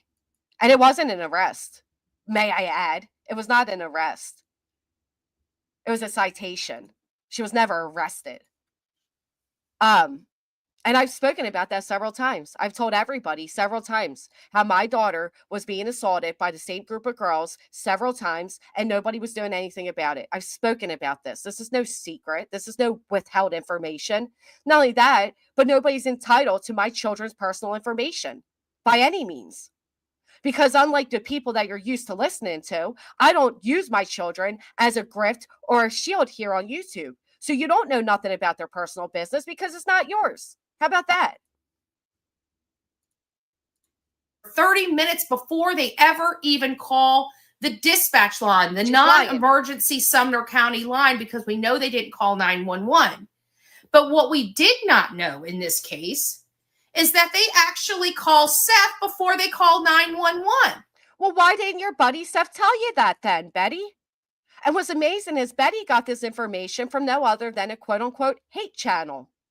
Isn't that weird, Allie? Isn't that fucking weird? Why are you looking up that's weird. But a quote-unquote hate channel, okay, is where she gets this information. Who should have told him that? Was Chris and Katie entitled to tell you their step-by-step morning? How does she know by the minute what Katie and Chris did on the phone? That's what I'm talking about. She doesn't know. She doesn't know if Katie called Chris and Chris hung up with Katie to call Seth, sent him a text and then called Seth, and then called Katie back and said, did you find him? And he said no. And he said, now it's time we call the police. You don't know. They probably wanted to know if Sebastian said anything to him or called him. Right, I would have done the same thing. I find it more bizarre that Seth didn't try calling Sebastian. I find that weird. Thank you so much, Seth the Welsh. I appreciate you. Thank you. Why didn't Seth tell his buddies this timeline? Did it not fit the narrative? That he wasn't notified immediately? Because all of that changed just the other day. Why? Right, it's normal, Rocky. Put a 1 in the chat if you think it's normal to call the father before calling the police. Don't forget, before they thought it was abnormal that they didn't call Seth first. Now we're finding out they did, and they're trying to make that a red flag too. You can't win with these people. Hey, Monique, it's good to see you. Weren't they at one point criticized? Yes, that's what I'm saying. They can't win. It doesn't matter. They were wrong that they didn't. Now they find out they did because Seth was finally honest. And now all of a sudden they're wrong for that too. You can't win. I'm telling you, it's insane. Now, what Betty's going off of is the dispatch call. Well, we don't hear the actual phone call. So you don't know what time that was in. What we pick up at is dispatch is searching. Almost 11 minutes before they call 911. Oh, Seth has their call minutes. to him registered at 6:22 in the morning, a text message and a phone call. That to me is mind-blowing. How? That to me. What is mind-blowing about that? And I'm genuinely asking, what is mind-blowing about it? Do any of you find it mind-blowing? I don't mind if you do. I just really want to know. What is mind-blowing about it? A whole 11 minutes? That's what I'm saying, Stan Brown. I think it would take me 20 minutes to even call anybody because I'm searching everywhere. The last thing I think anybody thinks, no, Mickey, I see you, is that their child's actually gone. I think that's the last thing anybody expects. Right, Seth doesn't actually give what time he received the phone call. He simply gives what time he saw he had the text. He doesn't say the call. Again, I think it's bizarre that Seth didn't call the Proudfoots before heading over there. I find that weird. Oh, thank you, Snazzy. I appreciate you. My wife called me when my daughter wasn't home yet. Right. I think that's normal. I don't think anybody expected the worst.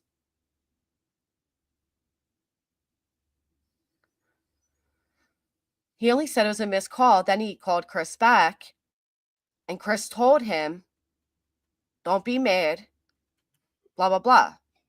I felt she called him either to see if Sebastian was there or to be her knight in shining armor for help with someone or something. Just a thought and feeling. In my opinion, I believe the issue was that they did not call his job. No need to be at work that hour. But Sparks, that's not true because Seth himself said he worked 6 to 6. He stuck around for an extra hour, and this is coming from himself, bullshitting after work. That's what he said. Thank you guys for all the watermelons. That's really sweet. He said that he got done work, logged out, and hung around bullshitting. If I'm in the midst of an emergency, I'm not going to dig out and find the list of all the different numbers and try to figure out what department he's at to make. I have more urgent things to do, like search for my missing child. Do you know what I mean? So I think the text and a phone call was enough. Court to stand down. The disrespect to the family is gross and shows non-care. She's self-serving at best. I couldn't agree more. He said he called him, but the call lasted 20 seconds. I find it odd he didn't call Sebastian or Chris or Katie while on the way there. He didn't call anybody on the way there. I guess not, because they have to keep their phones in the truck.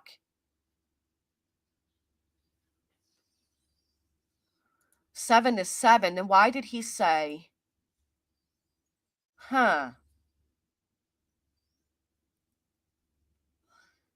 7 to 7, but he got there at 6 and he stayed later? Very interesting. One quick second.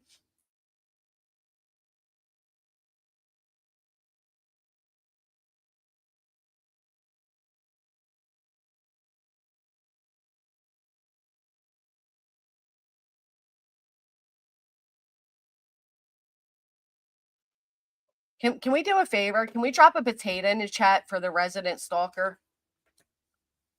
The obsessed resident stalker. Can we get a little potatoes in the chat? He said he expects everyone to call him and he doesn't accept text because everyone needs to show him the utmost respect by speaking to him on the phone. Listen, I'm looking for my child. I'm not looking for your big old ass. You know what I mean? Like, let's stop. Let's stop. That's ridiculous. Don't you think they had a little more urgent things to do at that time?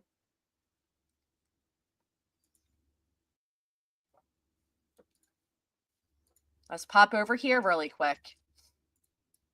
Heading missing 1008 Stafford Court, 1008 Stafford Court, Hendersonville. Caller advised that their 15-year-old girl is not in the bed. Medium white male, 3 blonde hair, approximately 5 foot, one finger turning down. So 6:39. 6:39. Is mind-blowing.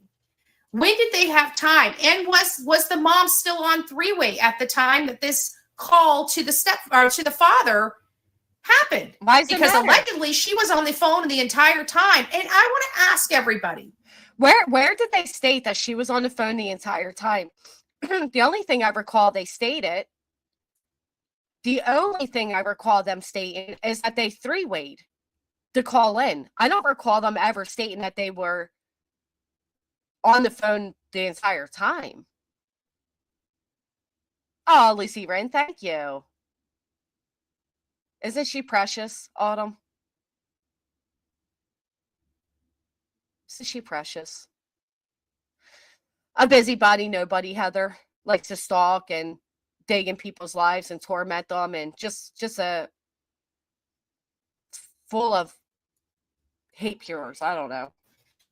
if this mother was so hysterical that she could not even speak to law enforcement, why was she calm as a cucumber when everybody was at the house? How do you know she And was calm as a cucumber? Correct me if I'm wrong, but didn't Seth say that when he got there, Katie wasn't even there? Did anybody else hear that? That when Seth got there, Katie wasn't even there. Well, no, Rachel, because when you have to show facts, you can't. You have to debunk facts by showing the lie and then showing the fact. I don't think that should be a difficult concept, honestly. Okay, but now didn't we hear a neighbor also claim?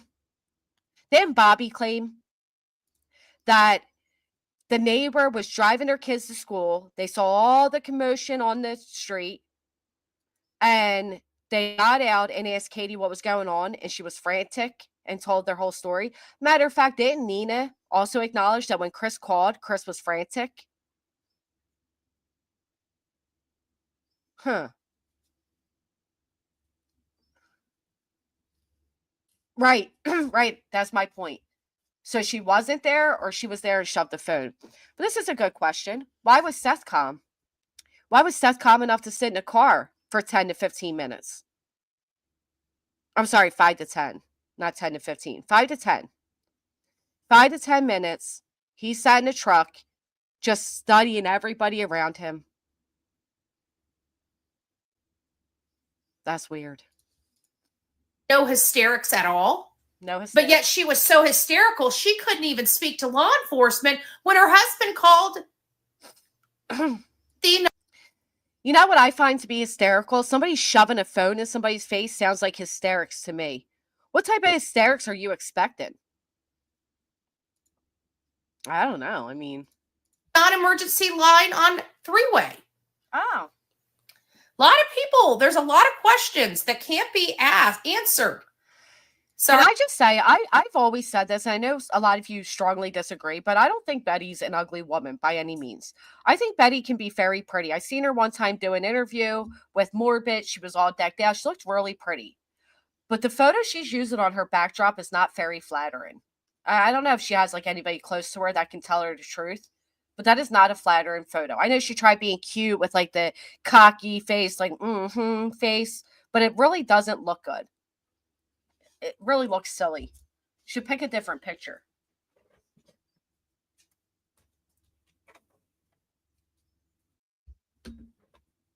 That's my free advice for the day.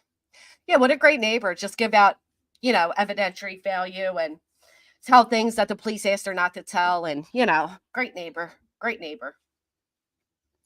She looked great for the doc her and Molly went for, but that ain't it. Sorry, my comments were stuck, so I'm going to go through the comments and see if there's anybody in here with this. They were not stuck. They simply don't move. She said they were stuck. Oh, no, they just weren't moving. Let's see what we got here. Mike, he claims he called nobody. He claims he called nobody. He didn't call He didn't call Sebastian. He didn't call Chris or Katie. He didn't call his mother. Now, you all imagine yourselves. You receive a 911 alert while at work. You get out. You realize your child's missing. At this point, your child's been missing for over an hour. Okay? From about an hour from when you got the text. So now you're, on one hand, telling everybody you didn't speed because you didn't want to get a ticket. But then on the other, you're telling everybody you sped. So you speed there. Still takes you, what did he say? In the hour drive in 10 minutes. Did he say it was an hour and 10 minutes? I know he changed it. At first it was 35 minutes. Now it's higher, but whatever. I didn't watch his interview because I couldn't get through it. But he calls nobody. He calls nobody. Well, and if the Proudfoot said that they didn't call anybody, don't you think they would have been like, what do you mean you didn't call anybody? You said you called Chris. He lied. So at some point he calls Chris. Heads over there. But on the way there, he doesn't call Sebastian's phone. He doesn't call any of his buddies and law enforcement. Remember, everybody thought it was weird that Chris didn't tell any coworkers. Well, neither did Seth. He doesn't even call his own family. He doesn't call his sister. He doesn't call his mother. He calls nobody. And drives the speed limit. Jane, at first, it was 25 to 35 minutes. Now he changed it to an hour. Hey, women are secret. Now he changed it to an hour. But I'm telling you, on Vinnie Politan's, he said, no, I didn't speed there. I didn't want to get a ticket. That's what I mean. That's what I'm trying to point out today. Is that each side shares the same red flags. They both waited over 8 days after Sebastian disappeared to do an interview. I mean, there's a lot of inconsistencies with all of them. But what's baffling to me is people were angry they didn't notify Seth right away. Now we find out they did because he waited this long to tell anybody the alleged truth, and they're still picking it apart. Here. He's law I enforcement. believe the same thing too. Nice to If he's law enforcement, why couldn't he have sped and said, I'm law enforcement, I have an emergency. My child. Hendersonville is not an hour away. Should we look it up? Should we Google map it? Does anybody else still have to get their Easter? I'm not Easter, Thanksgiving. I'm one of those idiots that wait last minute. I'll tell you. All right, so let's see.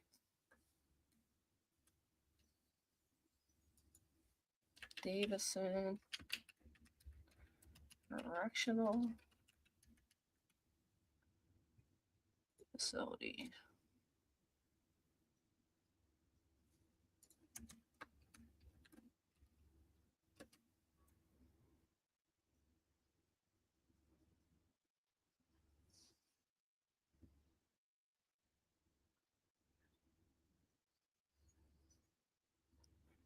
So I guess it's what, 515 Hardin Place? Is that the address?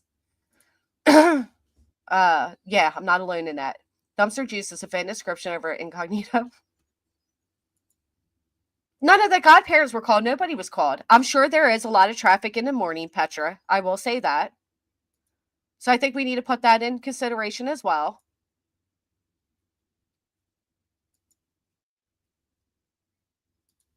All right, now we want to go from here to Stratford Road.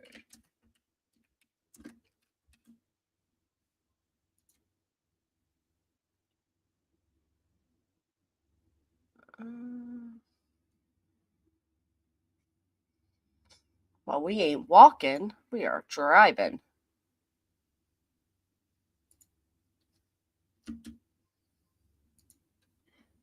I haven't been following this case, but I know you do. Something struck me odd in your live. On the news channel, WKRN News 2 on YouTube has a story called New Tip in Search for Sebastian Rogers. There's no new tips. They're all old tips. He said 35, then 45, then an hour. It took him before now recently an hour again. Well, they didn't contact his work to let Seth know, apparently. They texted him, and then he didn't see it till they texted and they called. They did both. They gave a text and they gave a call. Why does VHB keep saying clear Seth Rogers? The focus should be on finding Sebastian. Oh, thank you. I was just about to text you and ask you that. I agree. That it should be find Sebastian Rogers, not clear Seth Rogers. No, I mean, if I knew that I didn't do anything to my child and I wanted nothing more than to find my child, the last thing I'd be worried about is clearing myself as a suspect. I don't care that I'm a suspect. Just find my child. I want my child. That's it. To see you, by the way. Thank you for being here. For all the people that are here, thank you for being here. I'm wondering if the neighbor have any cameras that see. Oh, the cameras. Whoa. Let's look at that. Y'all, somebody sent this. Do you see this thing right up here? I know it's between all the stuff at the top, right here. This is off some information right here. There was possibly a camera. I'm sending this over. How many times have I told you all there was a camera? How many times did I tell you all, police have footage that we're unaware of?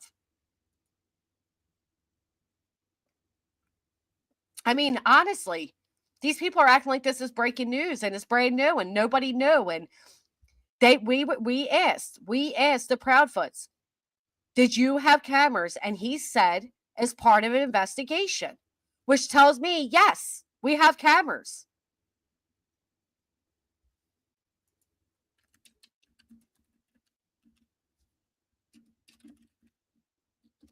I don't know why people think that's such a difficult thing to believe. New tip and search Sebastian Rogers at the 143 mark in the middle pick, dark long sleeve shirt. Look at the pick, look at the jawline. I have not saw any pics leaves me.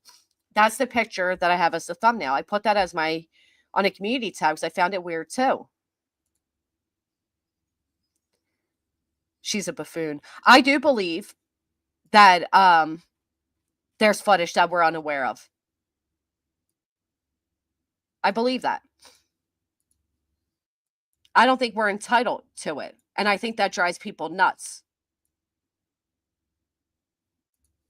So check this out.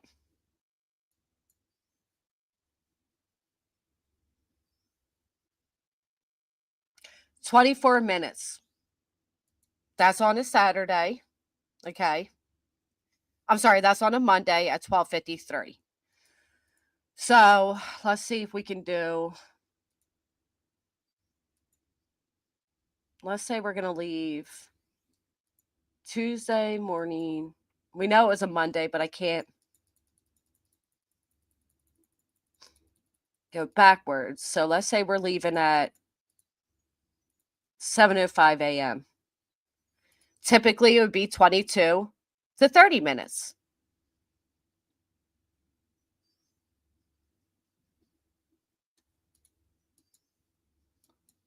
In the beginning, when Sebastian disappeared, they had a flyer they put out, and I'm talking they as in the professional, official law enforcement, and they stated that Sebastian was last seen by his school. All right, so we put it to 7:20 a.m. It's still going to be 22 to 28 minutes. I don't know. I don't have anything blocked, so they should.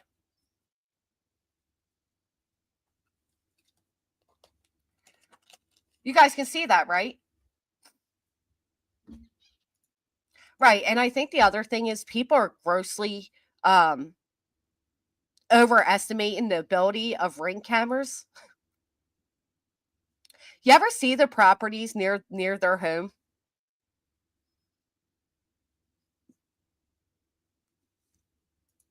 They're huge. The houses are big. The yards are long. Ring cameras are not going to capture everything.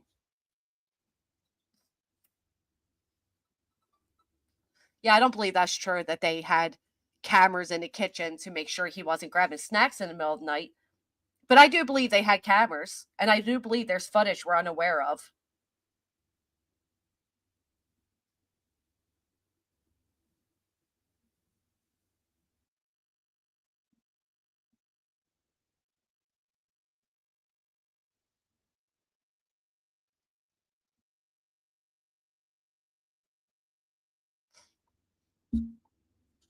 on the interstate with morning rush hour. No, that's not happening. Even taking some other roads wouldn't work that quick either. I'm not from the area, so I don't know. This is just saying this is typically 22 to 28 minutes. This is during the morning too. So, I mean, they're saying it. Maybe if I make it bigger, you guys can see it better.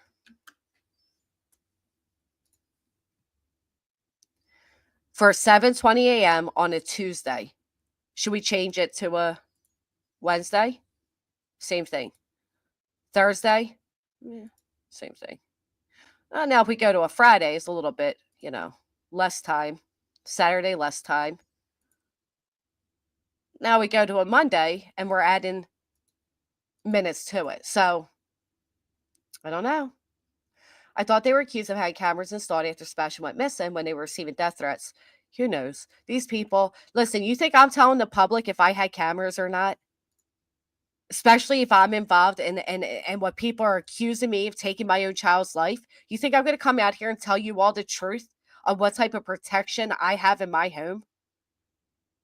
I think people that claim they're afraid for their lives and then say they don't have cameras are idiots. I think anybody who comes on the internet and admits that they have cameras or not, knowing there's people that dislike them, are idiots. My camera will pick up a car driving down the street, and then another time it won't capture another car driving down the street. Hell, sometimes it doesn't pick up someone pulling into the driveway. Right. We're talking about Ring cameras. They're not that great. They're not that grand. These people think they're just recording 24/7. They're going to capture everything, even 10 damn miles away. Challenged what time Seth arrived Proudfoot's home, but maybe I'm wrong. We're challenging it because he said it took him 30 minutes, then it was 35, then it was 45, and now he's saying it took him an hour. And I just don't believe it would take that long.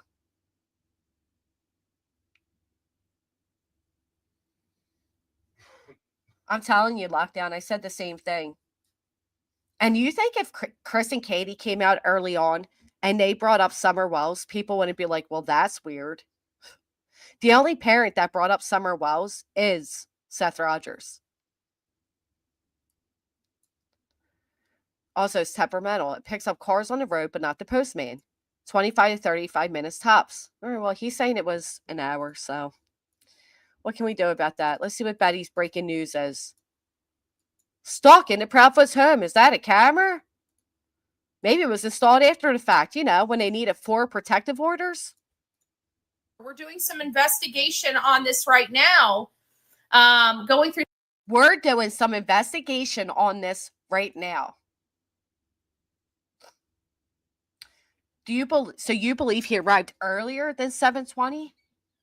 No, I'll tell you what, Sparks. I don't know. And honestly, I don't care.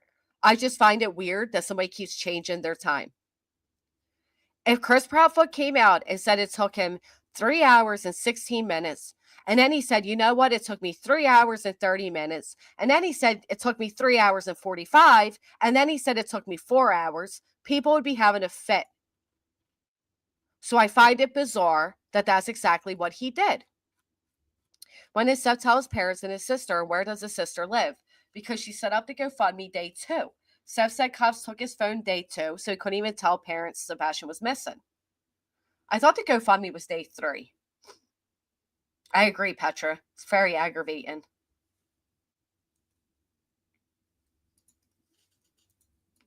Through some public records, and it does appear that we might have something. My God. Right here. Did anybody pull up Betty's house and see if she has any cameras? Do you know how invasive that is? Did anybody pull up Seth Rogers' house and see if he has any cameras? Matter of fact, I heard somebody say, ironically, on a panel of a woman who just claimed about a week and a half ago, 2 weeks ago, that they don't have cameras. Their panel guest said that it is neglectful as parents of an autistic child to not have cameras. So does Seth Rogers have cameras? Has anybody pulled up Seth Rogers' house the way they have the Proudfoots and snooped all about it? For some reason, the cops went over to Seth's house and tore it apart. For some reason, they told Seth not to leave his house. And then later on, they told Seth if he's going to be searching, he needs to tell them where he's searching. That's all weird. Some people use fake cameras too to trick the public.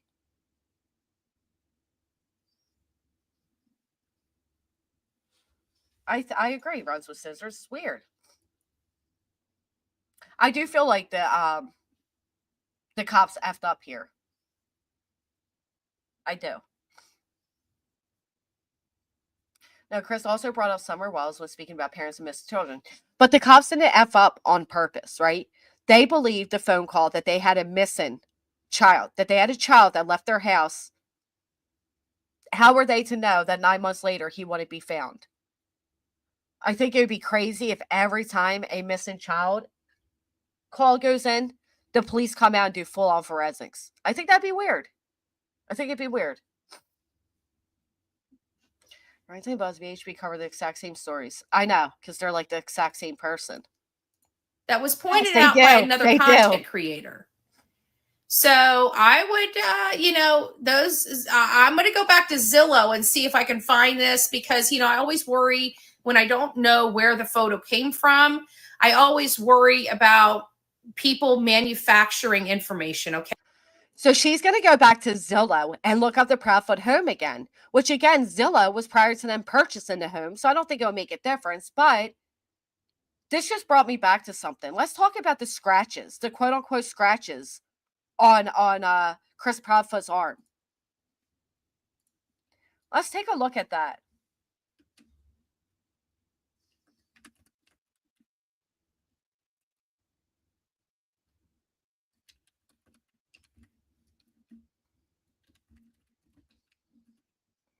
Mm-mm-mm.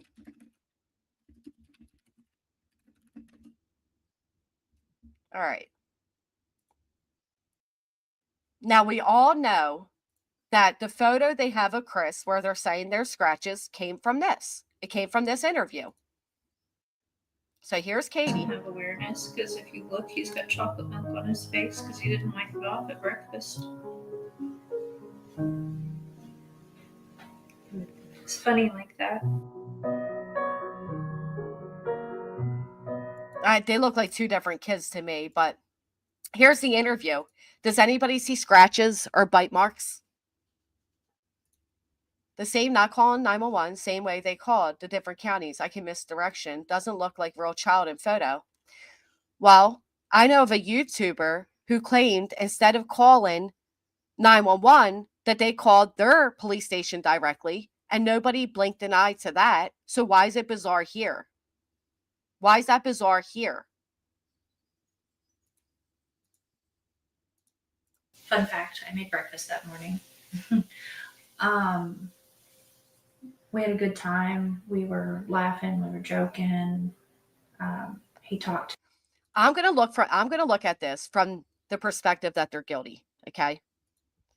Try it with me. I know it's gonna be hard. Cambry, thank you. Number 629. Can we get the thumbs up a little bit higher?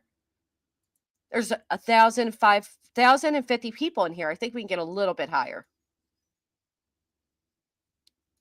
All right, let's look as if they're guilty. To family on the phone during breakfast to brag.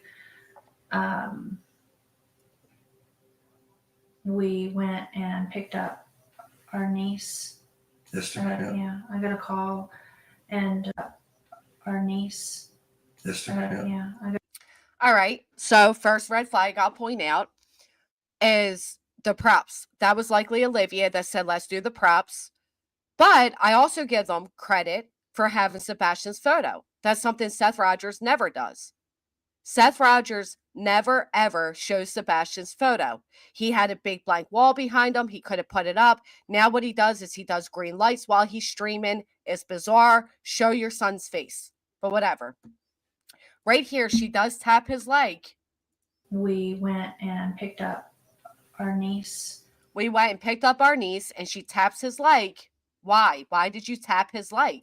That's weird. Yeah, I got a call and asked if I could go and pick her up, and I did. And so She also says we and taps his leg, and he says yesterday. He shouldn't have been there. So we as in you and Sebastian, why are you tapping his leg? We went and did that. We went to BJ's. Had a good time there. He ate a colossal popcorn. Right, that's Olivia doing Came that. home to put groceries away because we bought snacks because, he's 15 and snacks. Oh, what'd you do? You bought snacks after he had a colossal popcorn so he wasn't being deprived of food? Like that one lady's coming out here and saying that he's being deprived of food? We went to the bowling alley. I say we a And lot from too with there, my we kids. went to dinner. She probably is. Came home. She probably is.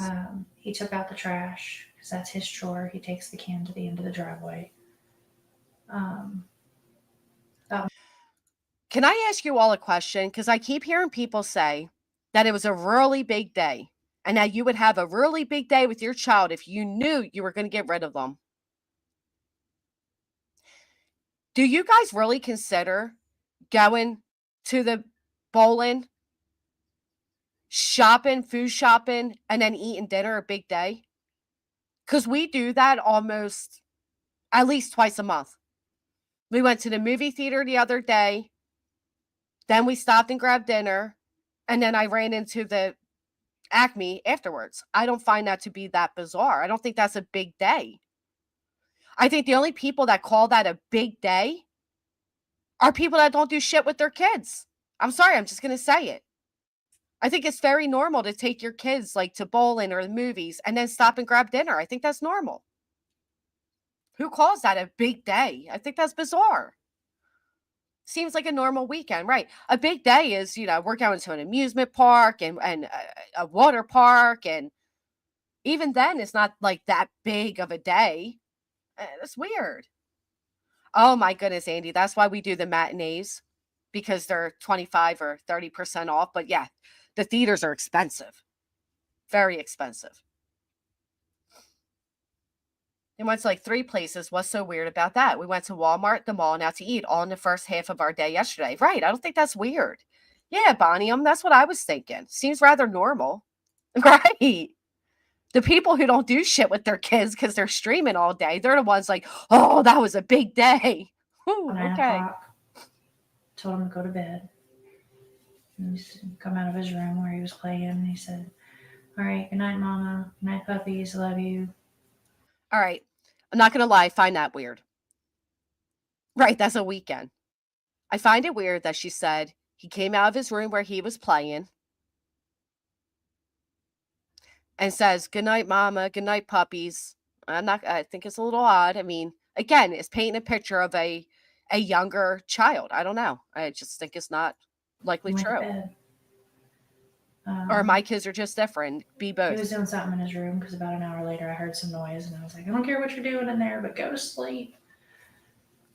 That came out so natural that I believe that. And about midnight, I got up and I went to bed. Okay, so she heard some noise, right? Some noise, and I was like, I don't care what you're doing. She doesn't say I heard a thud. She just heard noise at that point. It was later in the interview.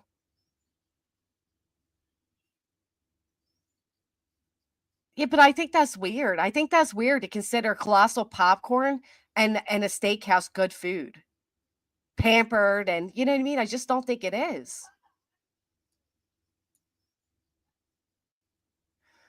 Just got here. Hey, Granny's watching. But as mom is 6, a big day is every day for me. I'm just saying. So Katie has no idea. This weekend alone, I had a 7-hour dance. But Katie has 1 child. I just don't find that to be a big day. I don't. Doing in there, but go to sleep. And right. She doesn't mention that the noise was a thud. I got up and I went to bed. And 6 o'clock, I went to wake him up for school Monday morning. And that's when he wasn't here. All right. I believe her here. I do. I just believe her. I will say, though, do you guys recall when Bobby came out and said the neighbor across the street noticed a light go out and there was movement at the window And then the living room light went out. Anybody remember that? She said the living room light went out. Sebastian's bedroom light turned on. You saw somebody at the window, and then the light went out. Put a 1 in it. Yes, okay. Just put yes or put a 1, whatever way. People remember that. Mm-hmm. So that's proof that Sebastian was home that night. Right. Nancy was just the first person to say, can you describe the noise? And she described it. She used a descriptive. She didn't change it. She just used a descriptive. Well, I think what happened, Death Grace, is likely after Sebastian disappeared, because I thought that at first too, but I was being emotional. Logically, she likely went back and reviewed her camera to see if she saw anything, he or she or they, and that's what they saw.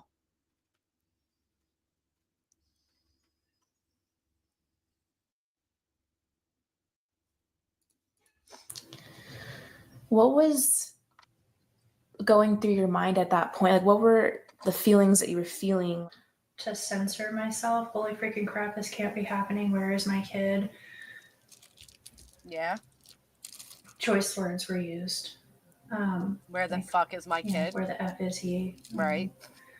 I had looked through the house for him because it was typical for him to get up and come and rummage for snacks and things like that. And he likes to dip behind the, walls and watch, and then he comes out after I come. That's a little odd. He likes to dip behind the walls and watch. That's a little odd.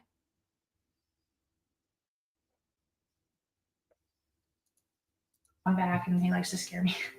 But okay, so he likes to scare you. He doesn't like to sit behind walls and ditches and on watch, or does he? Like that, and he likes to dip behind the walls and watch, and then he comes out after I come back and he likes to scare me.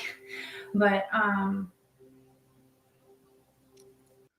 do you know what video it is? Because in the pictures he's wearing this blue shirt, Kelsey. So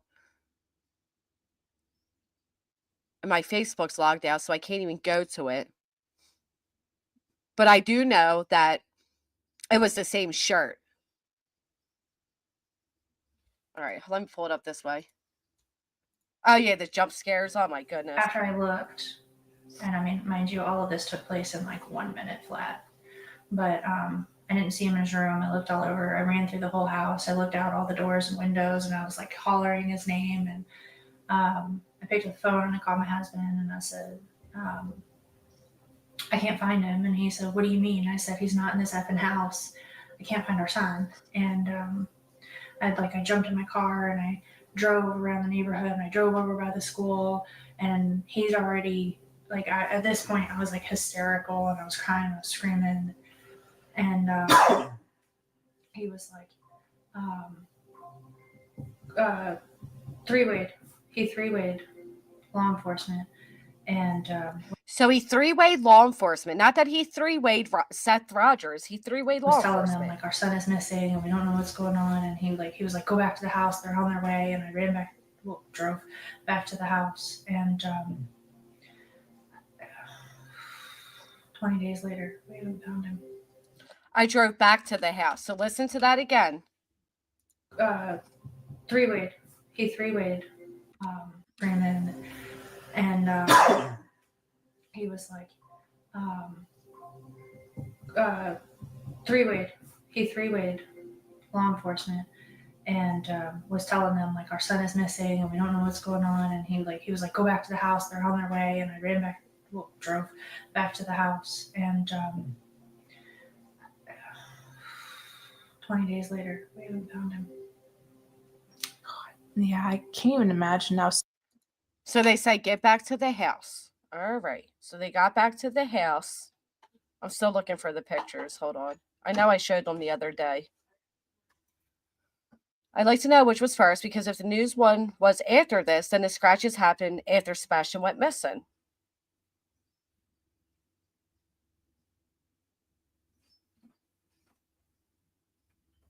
Oh, let me open this.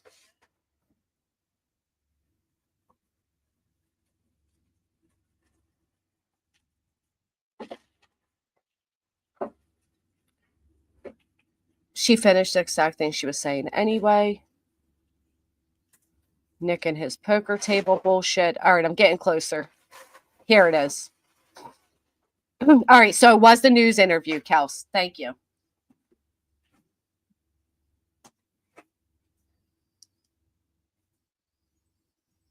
We're going to do it this way.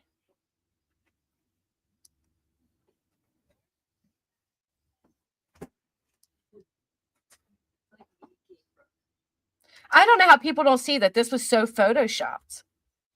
I'll be honest, I just don't see how people don't see it because it's so obvious to me when you look at it. So I'm going to send it all to myself. I'm going to show you. Again, my biggest thing is each of them all have red flags, but people are intentionally ignoring some because it's convenient. Because Seth comes out and he talks more. So he makes himself, no shit, Tina. This isn't new by any means. You're like 2 hours late to the stream. You're way late to the stream. Anyway, let me pull this up.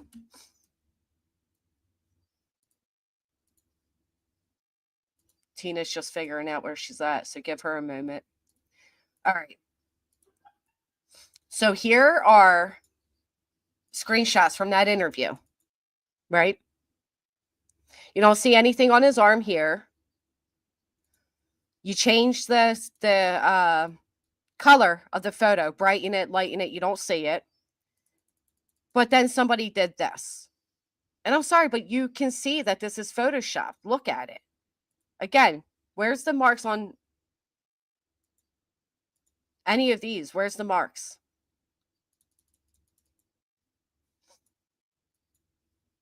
Hey, Rebecca. Right, change the resolution. Oh, thank you, Mom Boss Mayo. I appreciate you doing that. It's awesome that you're able to do that. Thank you. I think it's more that Chris Proudfoot was the last person seen with Sebastian. I agree, but you got to remember, too, Sebastian was last seen by his school. There was a sighting of him after he was reported missing by his school. I don't understand why people are I don't know. What would I know?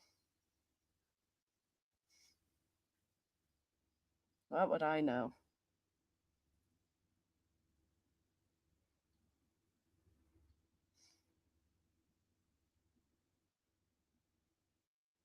I'm looking for those screenshots to show you that too.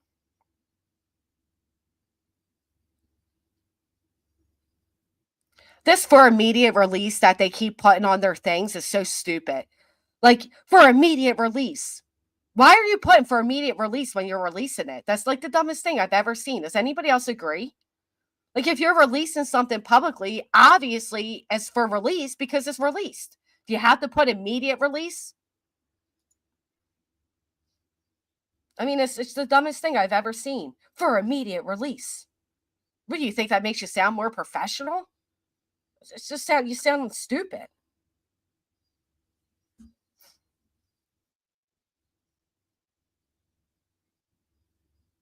All right, now I'm going to take what this person wrote in this group. I'm going to read it all to you all. For immediate release. Okay.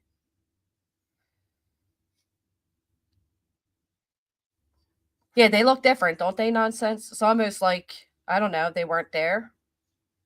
But we'll pull it up and we'll see. If those marks were real, he would have had longer sleeves on. Right. Like he would have hid them. In my opinion as well. Because again, here's the actual footage. And then all of a sudden, somebody comes out with this. Even if you zoom in here, they're not there. Zoom in here, they're not there. Zoom in here, they're not there. But up, there they are. And they've done the same thing in other cases.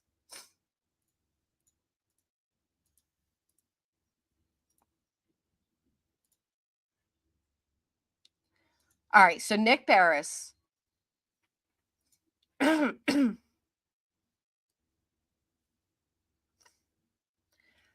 person wrote, At first, detectives seemed they were so sure that he had ran away. Then they wanted to go thoroughly search Seth's home. Then they decided to upgrade the endangered alert to an amber alert the next day. Which, again, an amber alert from endangered alert is a big jump. That's weird.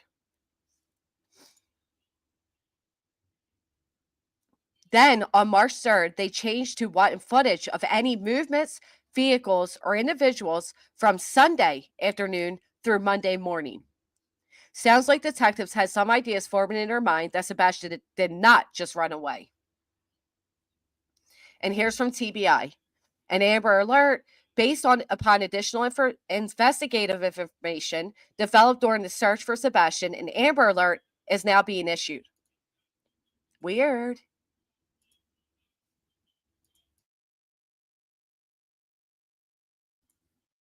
You're right, Ashley Lynn. What a good point. Hey, justice for you. What a good point, Ashley Lynn. They don't just disappear. Isn't an amber alert for endangered animals? What? Animals? Hey, Seeker. Do you mean children? Right, that looked ridiculous. Wasn't even a good job.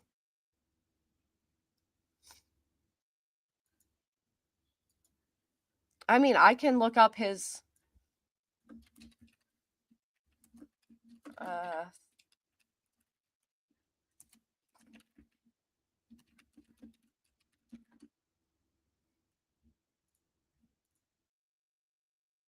all right.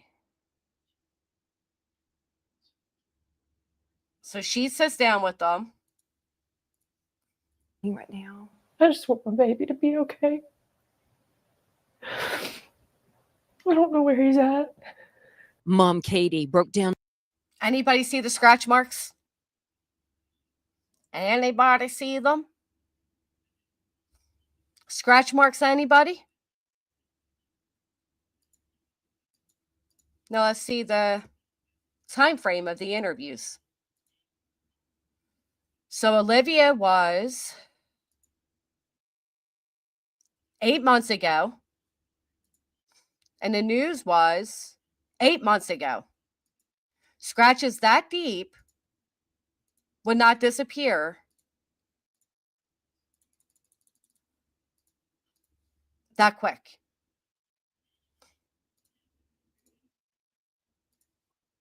Several times in our interview, but says And if he did, he wear sleeves like Katie had. her hope is strong that her son Sebastian will be found safe and return home. He's going to walk through that door, and this street will be flooded again with family and relatives all waiting to hug and love him. And Stepdad Chris says it's been an emotional roller coaster that all started Sunday night, February 25th. Pretty normal. He was playing in his room. When I told him to go to bed, he did. He said, "Good night, Mom. I love you." Katie says she went to wake up Sebastian around 6 a.m. Monday for school, and he was gone. And for people saying she changed her story, let's remember, thank you, the bully, that the news will leave things out. The news will intentionally change the narrative, okay? Like they don't put the whole interview, they won't show the whole interview. They'll do things to change it. So 688. Thank you, my Michelle. We can get a little bit higher, guys. We can definitely get a little bit higher. Are those marks from bullhorn snake bite? Within minutes, Katie says she was. Look, they're just not there. You just can't make them. They're just not there. But yet, again, they're here. Somebody made them up. On the phone with Chris, who was working out of town, and they quickly called 911. And he's not a runner. He's never run away before. Now, listen. If they did something right, don't you think that Katie would have been like, he's a runner.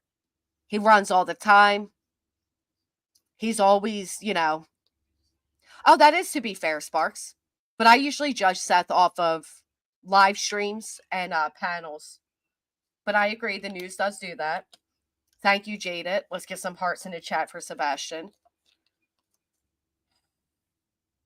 I think they do, Lauren. I just don't think they care. I think they know that they were edited. Or they're too ignorant and lazy and shouldn't be in a true crime sector if they're not going to go look for themselves.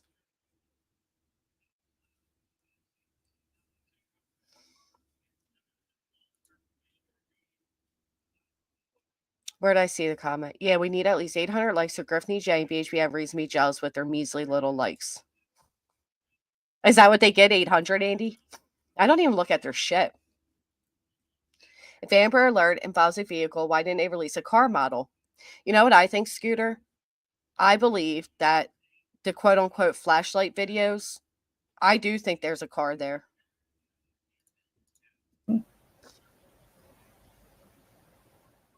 I don't know why. I don't know why he walked out that door. I mean, he's a good kid. He's not a mischievous child by any means. Katie and Chris say Sebastian is not Chris did say, he said he has scratches from the dog, but you don't see this. You don't see this in the actual interview. Even if you change the lights on it or whatever you want to call it, this is how bright they had it. Let's change it. You don't see those. I think somebody dramatized them. And I think Chris likely said, yeah, I have scratches. I have puppies. There's Morkies. There's little dogs.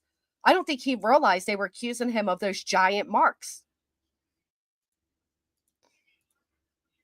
on social media. But if those marks were actually there, I do find it to be a red flag.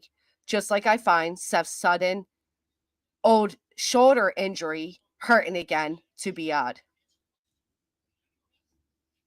She is so upset, it's hard to even say the words. She's trying to say that says so much to me, like she's truly upset. I do believe she's truly upset here. I do. Told BJ, look up the original video. Of course, she won it. No, she just plays everybody else's. She doesn't do anything that's going to prove that what she said for months is a lie. Yeah. While he loves to play Minecraft, they tell me he does not have any online capabilities. I asked if there was any reason he might want to leave. And that right there, my friends, is why they didn't take his Switch. She still does, even after she filed litigation against me. Oh, that's ridiculous. Because he didn't have internet capabilities, so they wouldn't need the Switch the same way they needed Seth's. We've been combing over that day and even the weeks before he left, and I hadn't been able to figure it out. He's that morning he was laughing, he was joking. It's as if Sebastian vanished. No sign of him on any video throughout the community. Thousands of miles logged by long. Look how much they searched. And Seth Rogers said they didn't do anything. Look how much they searched.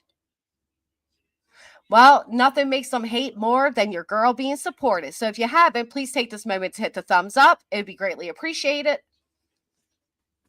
I'm not, yeah, Mamacita, I agree. I'm not dismissing that. What I'm saying though, and I am maintaining, is that these were manipulated to appear worse than they were. These were photoshopped on to make them look more horrific than what it really was. Listen, I have a cat. I have scratches on my arms. I have scars around my feet and all from her scratching me. Somebody could say the same about me. Then if they go and they manipulate it, make it look worse, well, now I look worse. I found that weird too, but I'm assuming she meant the morning she woke up with him, Sunday morning. But that was weird. That was weird.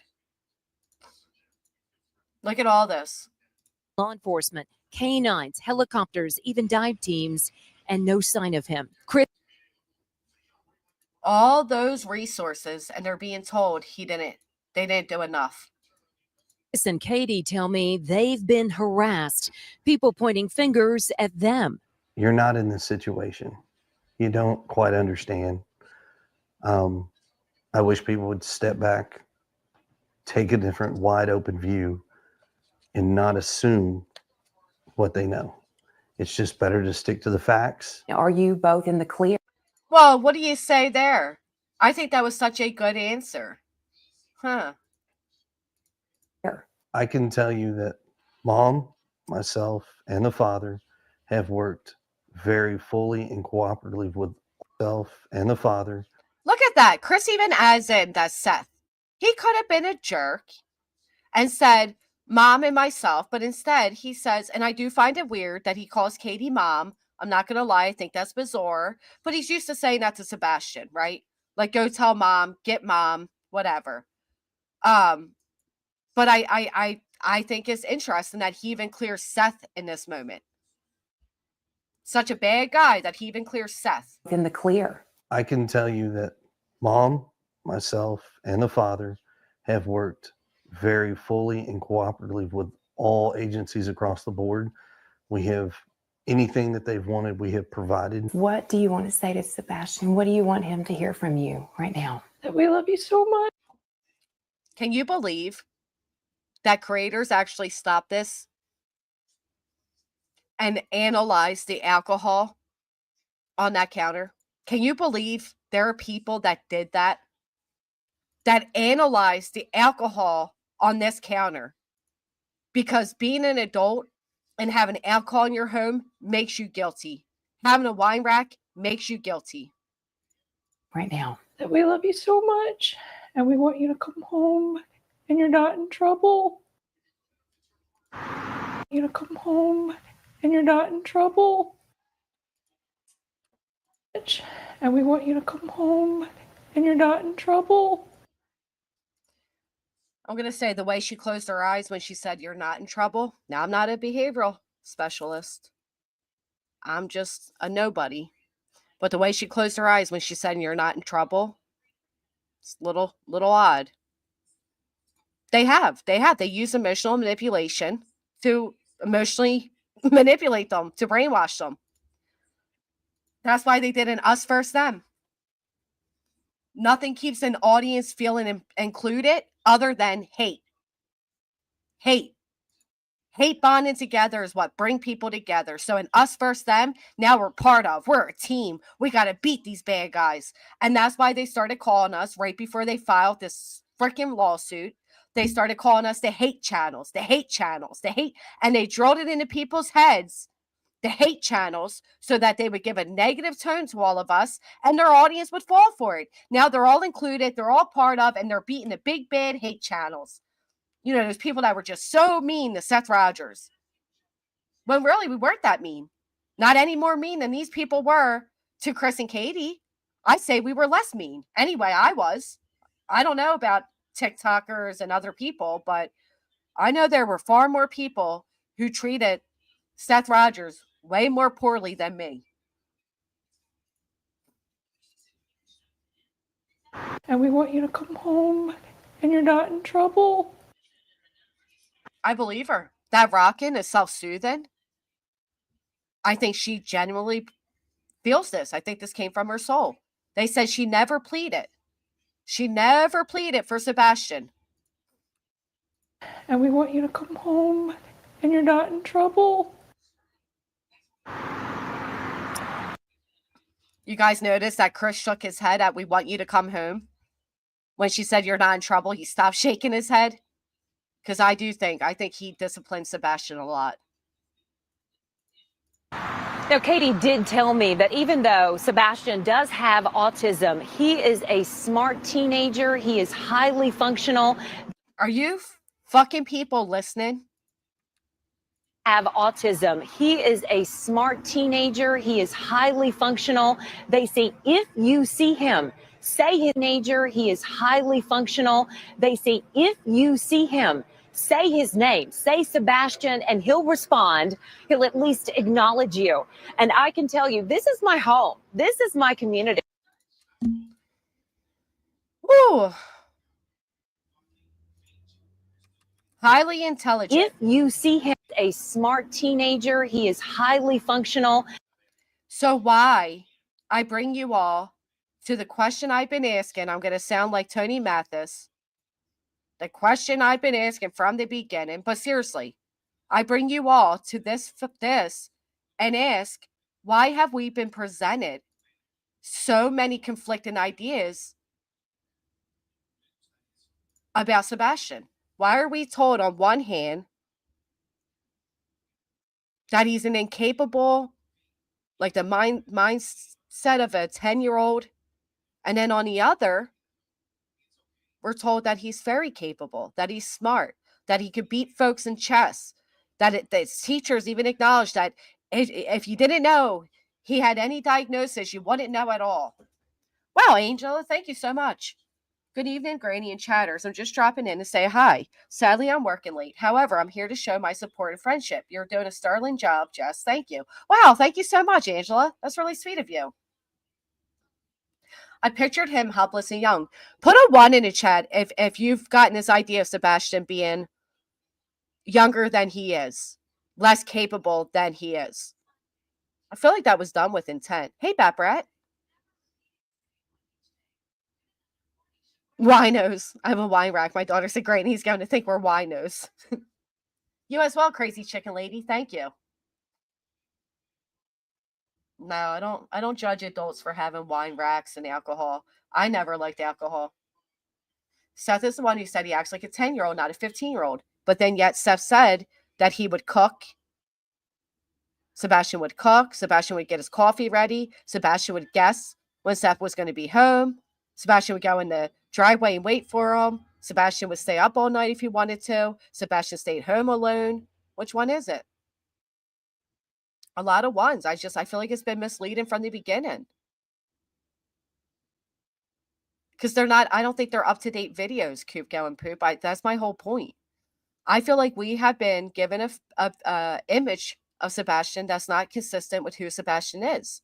And I think the one thing we are missing that nobody can put their finger on, but everybody feels is missing, is the truth to who Sebastian really was. If he thought bad things were happening, why would Seth say that Sebastian can't live with him until he gets his shit together? Right. That's what he said, isn't it? I've been saying that for months. Going to live with Seth was punishment. That's why he said, I'll give him another year to get his shit together. Was he socially immature, though? His teachers didn't describe him that way. His middle school teachers didn't. Maybe as he got older, he was.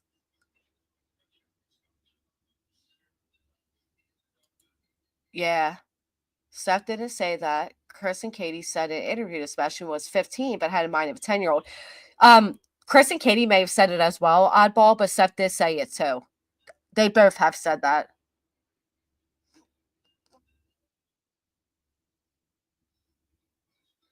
You're right, Mr. Tomato Head.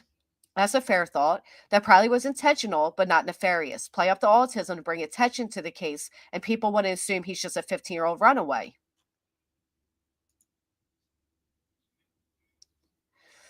Same in the summer case. The Christmas picks first head shave pick. Seth said 12-year-old mentality. Either way, they both played down his mentality.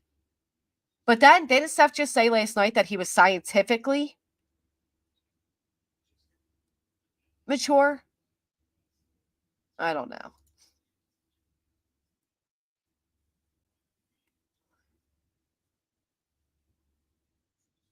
To remember, us mom look at our kids like they're younger because they're our babies.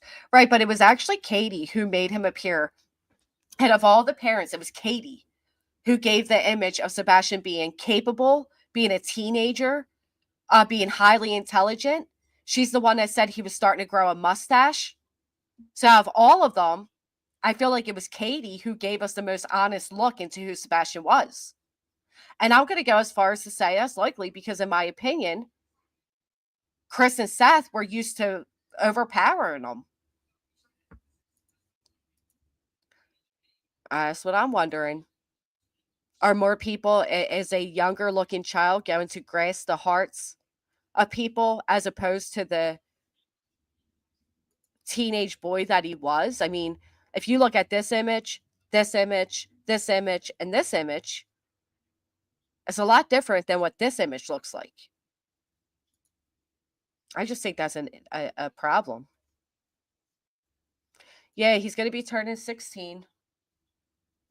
My birthday's Monday, December 2nd. I believe he's the 7th. I think he could have easily been told by a stranger to come meet me. It won't be long. Leave your phone so your mom can't track you and be very quiet.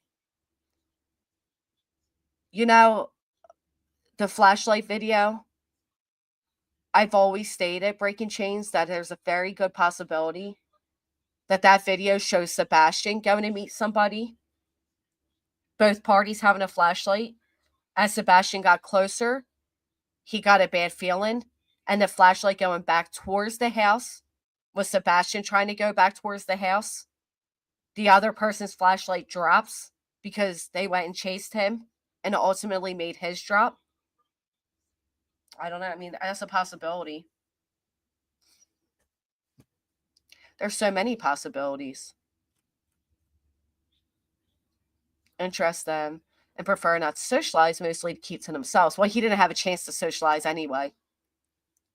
He wasn't given social media to socialize. Or maybe because at the school wanted to, unfortunately, beat Sebastian up.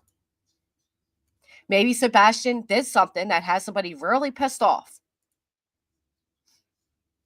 He said on 3 different platforms he believed it was trash trucks, and now he walked it back.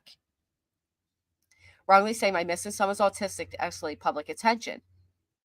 It does, Larry, because the minute they said that Sebastian would it be capable of, he needed medication, that does up the severity. So I do think I do think it does matter. Were they wrong friends? Kids can be brutal. It could be Alabama mom. We just don't know. To assume that it has to be Seth and Katie is ridiculous. I know it was Snoopy. He just looks so different there than he does in the biggest photo on the screen. If anybody would like to come up, you're more than welcome. I'd like to hear about that too. If it's true, Casper. Yeah, not even a year prior. Hey, Mystic. I think it would have been a year in October.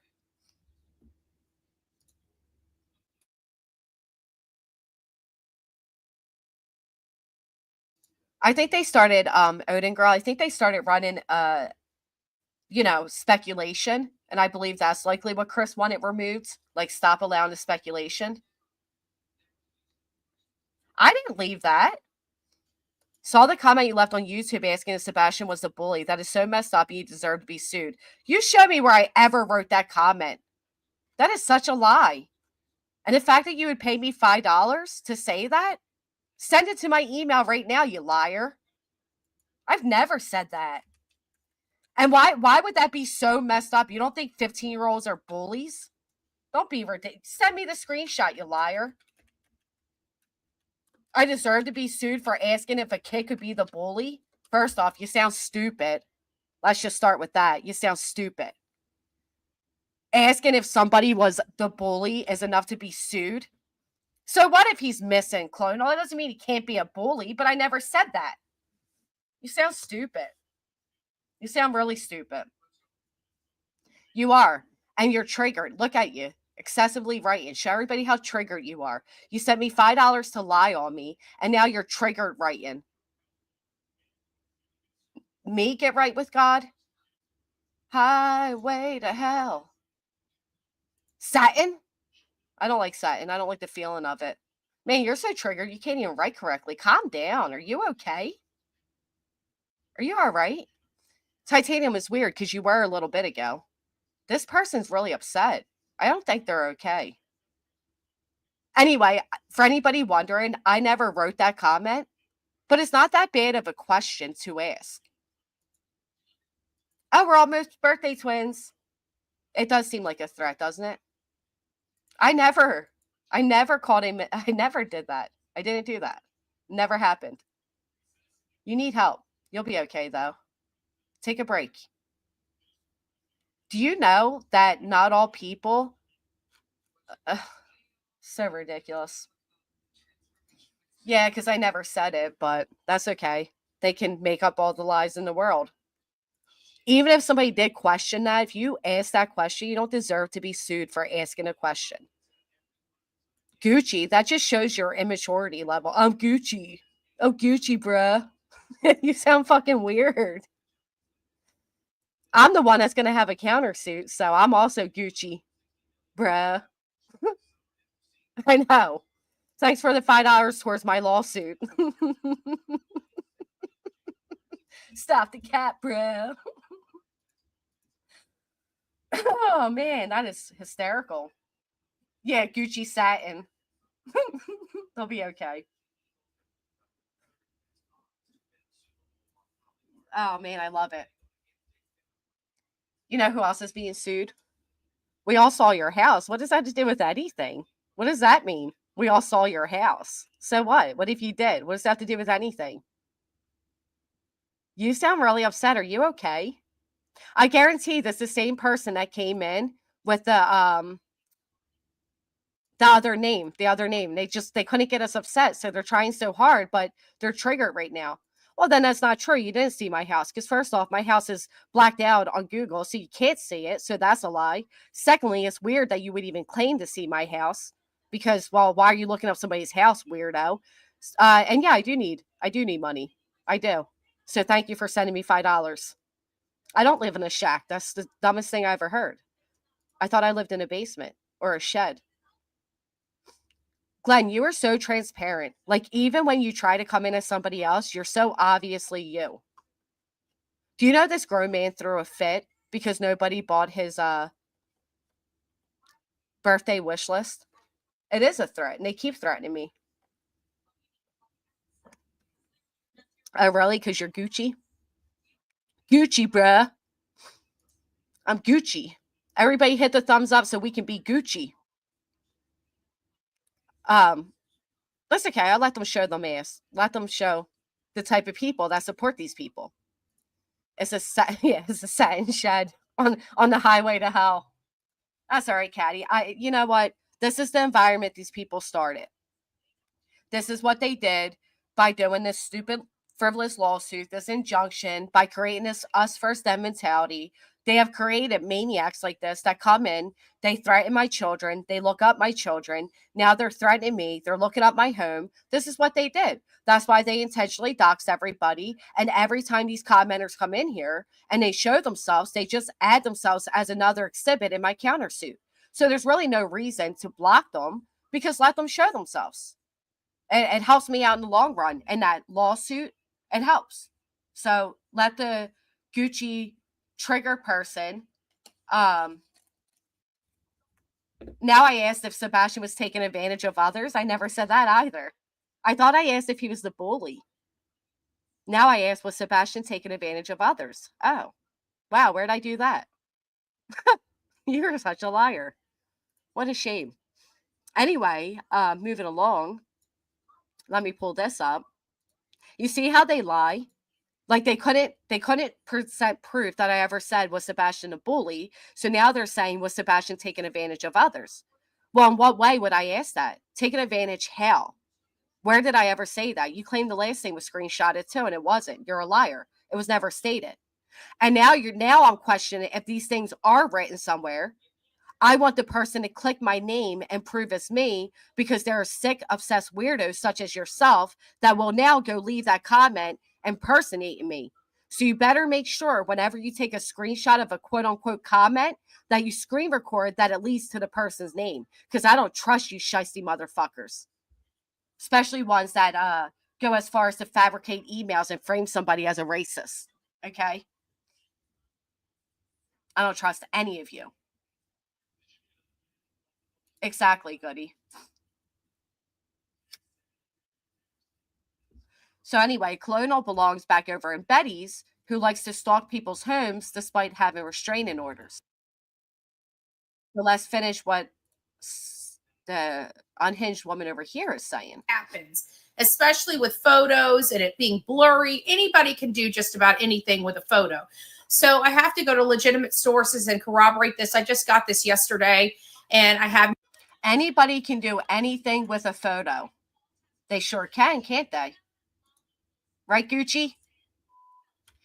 Granny does need money. He's not sure how that is a slam on her, but GW is being sued because she's not following narratives. What narratives this guy following and be so mad at GW? Right. The narrative that they created, the environment they created, where sociopaths run around threatening everybody with lawsuits for having an opinion or asking a question. Even if I ever did ask, was Sebastian a bully, which I never did, but even if I did, it would not be reason to be sued. That's just ridiculous, okay?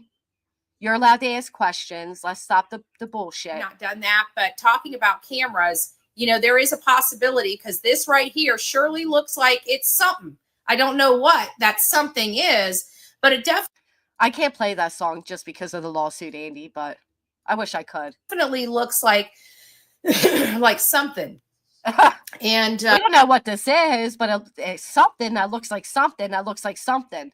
This is your true crime expertise, everybody. But it definitely looks like something. Ability because, and I have not done that, but talking about cameras, you know, there is a possibility because this right here surely looks like it's something. I don't know what that something is, but it definitely looks like like something. Wow, that something looks like something. That might be something, but I don't know what that something is, but it's something. Woo! Good thing we got the intelligence on the team. Speaking of team, did anybody else notice that Seth Rogers did not give credit to Betty or Betty Jr. the other night when mentioning his team members? She nailed it. Now we know that something is something is something. Oh, thank you. Mike broke ass appreciates that, Petty AF. Thank you so much. It's something said. Why she look so weird there? Hold on. But it definitely looks like like something. Betty, she's starting to get wide again or something. I don't know, but her jawline's really happening here. And so we're still working this. We're still trying to find as much as we can, you know, through the use of public records and other things. But you didn't post a link because you can't post links. So you can email me because we all know you can't post links in the chat, but that was a cute try to look credible. But here, email it. Are you capable of using an email? Gucci Mane? It was never said. I never said that, ever. Because it's never crossed my mind if Sebastian was the bully. You know why? Because I don't think Sebastian would be capable of being a bully. That never crossed my mind.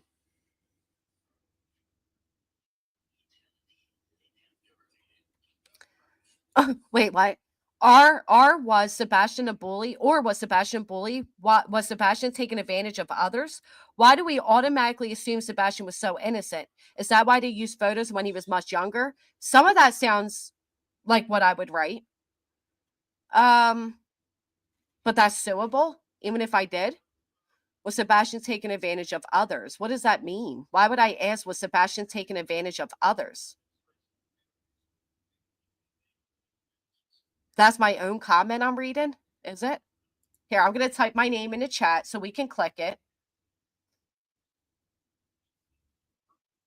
So what, Clonal? Why are you so pissed off about that? Have I been dropped on the head? What if I was? I do have a traumatic brain injury, actually. But I wasn't dropped on my head, were you? Are you okay? You're like really triggered.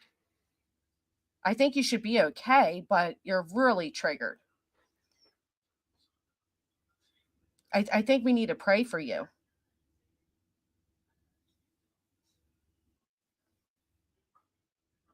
I think you're full of shit. That's what I think. I think you're fully full of shit. Right, was taken a day before he went missing. Am I missing something? I responded back to Crabtree. Yup, I know. I responded back to... Didn't even respond to these ones. All look like him, in my opinion. I said, yup, I'd hope so, since they're all actually him. Then we have, funny you should mention this, blah, blah, blah. I said, oh, I don't recall this one. Wow, there's something off here. So I don't really understand. Even if I was to say something like that, I don't understand what your problem is with it. Sam Brown, thank you so much. My broadcast appreciates it. Now I can buy satin Gucci. Yeah, Holy Spirit activate. All right, stop derailing us, okay? You'll be okay. You'll be okay. From what we know, let me answer this question for you, though, Seattle. I'm wondering if the neighbors have any camera. Email me a screen recording, bruh. and then run around the internet telling people they deserve to be sued for asking questions, and then go look up people's houses, bruh, and get fucked on your way out the door. Okay? Bye-bye. Fucking liars, man. That see either of their cars leave in the night. The answer is no. According to Miss Bobby, which is a neighbor that lives in that area, the only car that showed up before law enforcement were called was the one unknown vehicle. Let me see if I can. Didn't Betty just say no vehicles?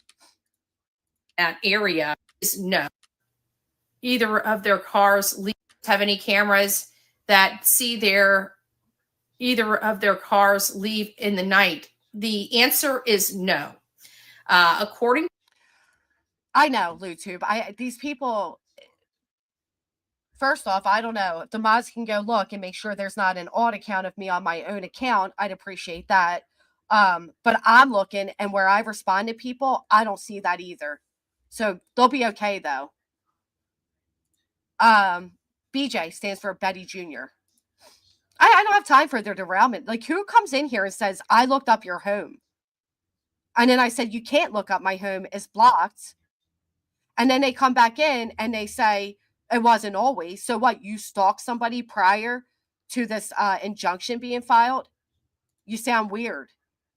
I don't ever type in anybody's addresses and look them up. Not creators, not subscribers. It's weird. You're weird for that.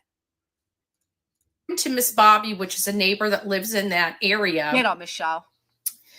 The only car that showed up before law enforcement were called was the one unknown vehicle.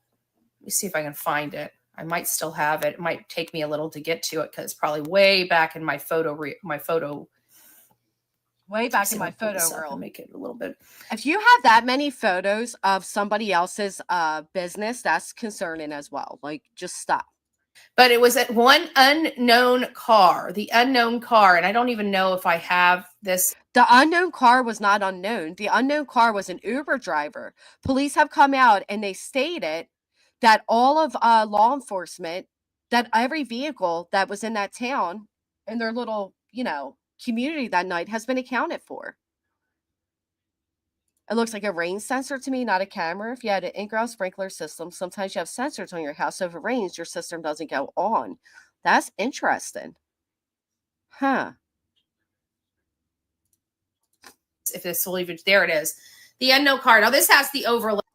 Now, because Betty placed this car onto that, she assumes it's this car. Get fucked going out the door is my new favorite. I had enough of them. So Bobby clearly has an agenda and she cannot stand Chris. What I don't understand, though, is let's say Bobby was telling the truth. See, Titanium, you're green again. I think you have 2 accounts. Let's say that Bobby was telling the truth. Do you think there's a reason police don't give out all this information during an investigation? Do people even consider, before having neighbors on their platform, to give out local information if, wait a minute, is it possible that police don't want these things out? Like the fact that Bobby was a busybody could interfere with the investigation. Lay on it, and you can see the QX80. Let me see if I can find the one that who else did she say has a QX80? Oh, so transparent. Anything. There it is. So here's the unknown car. As you can look, Betty put a whole ass car into that. Look at that. Would you look at that? Looky there. Betty put a whole ass car into this darkness. Look. This is what she put there. Now here's the actual footage. Find the one that doesn't have anything. What? How'd you just make up a whole car? She just put a whole damn car into the shadow. Who fucking does that? It just so happens to be the car that somebody's family owns in this situation. Like, wow, how'd you get that one, Sherlock? Oh my gosh.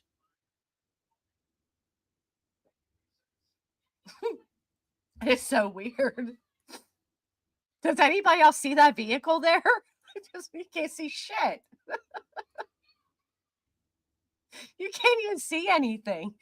And she just put the Bowersox car there and was like, yep, that's it. Oh my gosh. And there it is. There it So is. here's the unknown car. As you can see, Now, I'm not gonna lie. I do believe there's a car there, but Betty just put the car she wanted to fit there. You can make any car fit there. You ever see the images where people like, it went all over YouTube, it went like viral, right? And the people would put their hand and they look like they're holding the sun or they're holding the moon. You can't tell the actual size of things through footage like that. It's deceiving. You can't do it. it looks like the back of a hatch of an SUV right here. It looks like the back of we a did an town head. overlay with the We did. QX80. Me and my split personalities did an overlay. People tear apart Katie for saying we. This woman says we when she's talking about herself. I mean, it's a little odd. Because was at Worsham's at 5:30 in the morning. Seems a little odd. So we did the overlay. So we got the we where's the camera of it at the store at 5:30 in the morning? You people just make shit overlay. up. And there it is, and it kind of fits right in like a glove. Even this little lone dot right down here, this lone reflection, and that's because a QX80 has a decorative indentation in their bumper, and this one little light. Imagine studying somebody's vehicle that much that you know about the indentation. Like, this is weird. This is obsessive. You know, if you stare at a wall long enough, you can start to see shapes in it. The same way you can see shapes in the clouds. I mean, to say, right, fits like what? Like, fits like a glove.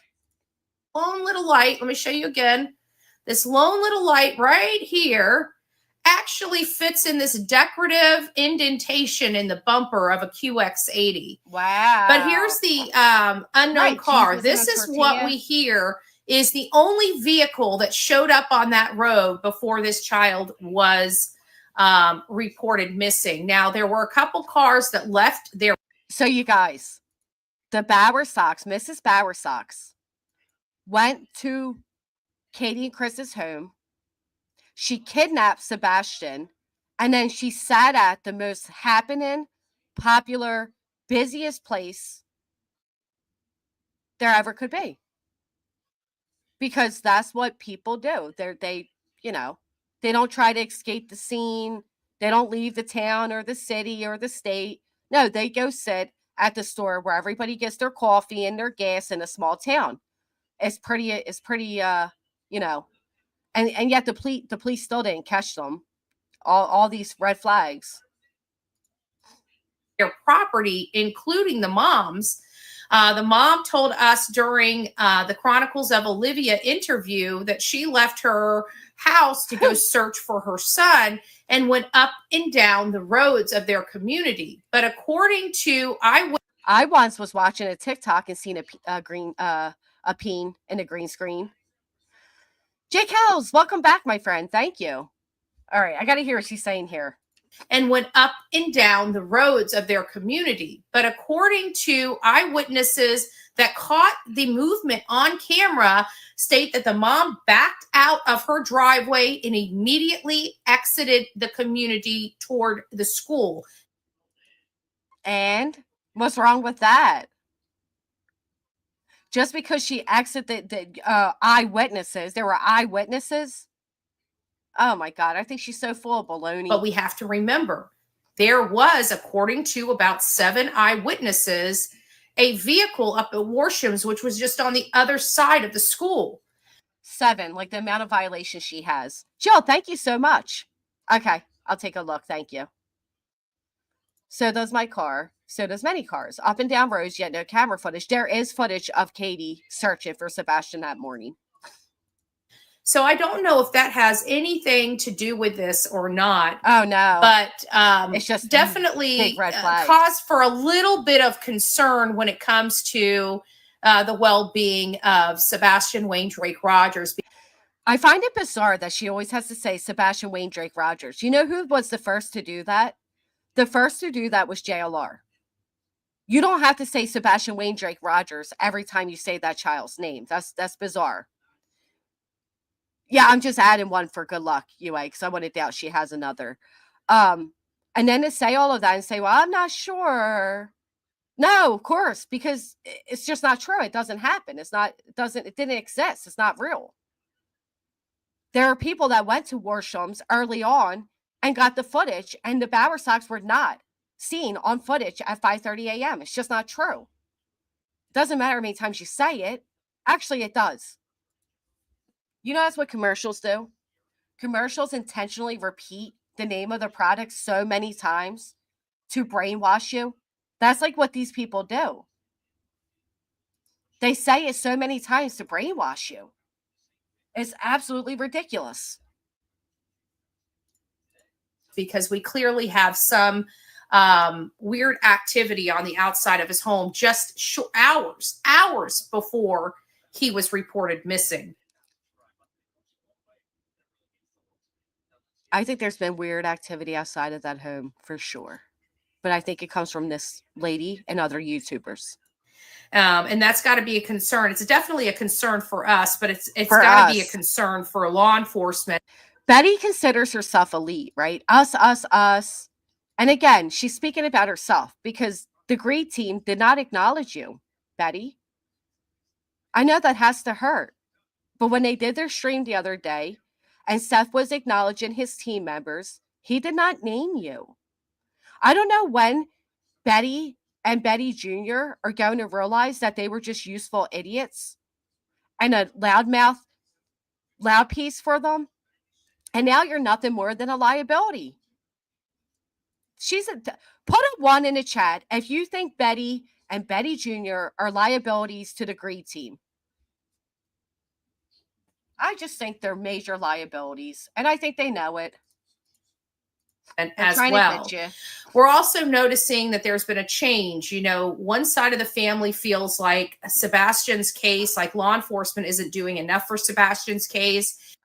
Oh, Betty's right there. I noticed that change too. Does anybody else recall Seth Rogers praising law enforcement, saying they did a fantastic job? Law enforcement called in all the stops, that they even had horses out there for this man looking for this child. And now all of a sudden, he says they didn't do diddly watt squat. Matter of fact, he said he could be a better officer in his sleep. So yes, I've noticed that change. Jill has noticed that change. Shelly has noticed it. Delusional Mint has noticed. We've all noticed it, Betty. We also noticed that change came along when you came along. There is not one state that Betty has gone to quote unquote investigate and be boots on the ground that she didn't come out and blame law enforcement for being corrupt. Not one. I managed to falling asleep on streams last night. After all that gaslighting and shit talking. I don't even know how you people still watch her. Somebody lies that much to my face and tries to gaslight the fuck out of my reality. You're getting an unsub and a never recommend again. I don't know how you people put up with that shit. And where's everybody at that's been backing her up and calling everybody else liars and da-da-da? Where are they all at? You're not going to call out that this woman has been gaslighting the fuck out of everybody? No, you're too busy hate bonding and trying to use other people's names for views. A quick screenshot of 2 pics. All I did was adjust the contrast and lighten. That's a good point. So this is going to show how people can manipulate the contrast to appear like there's bruising. If you change Betty's photo with the contrast, she looks like she has bruising here and here and here, all over. They did the same thing with Sebastian's photos.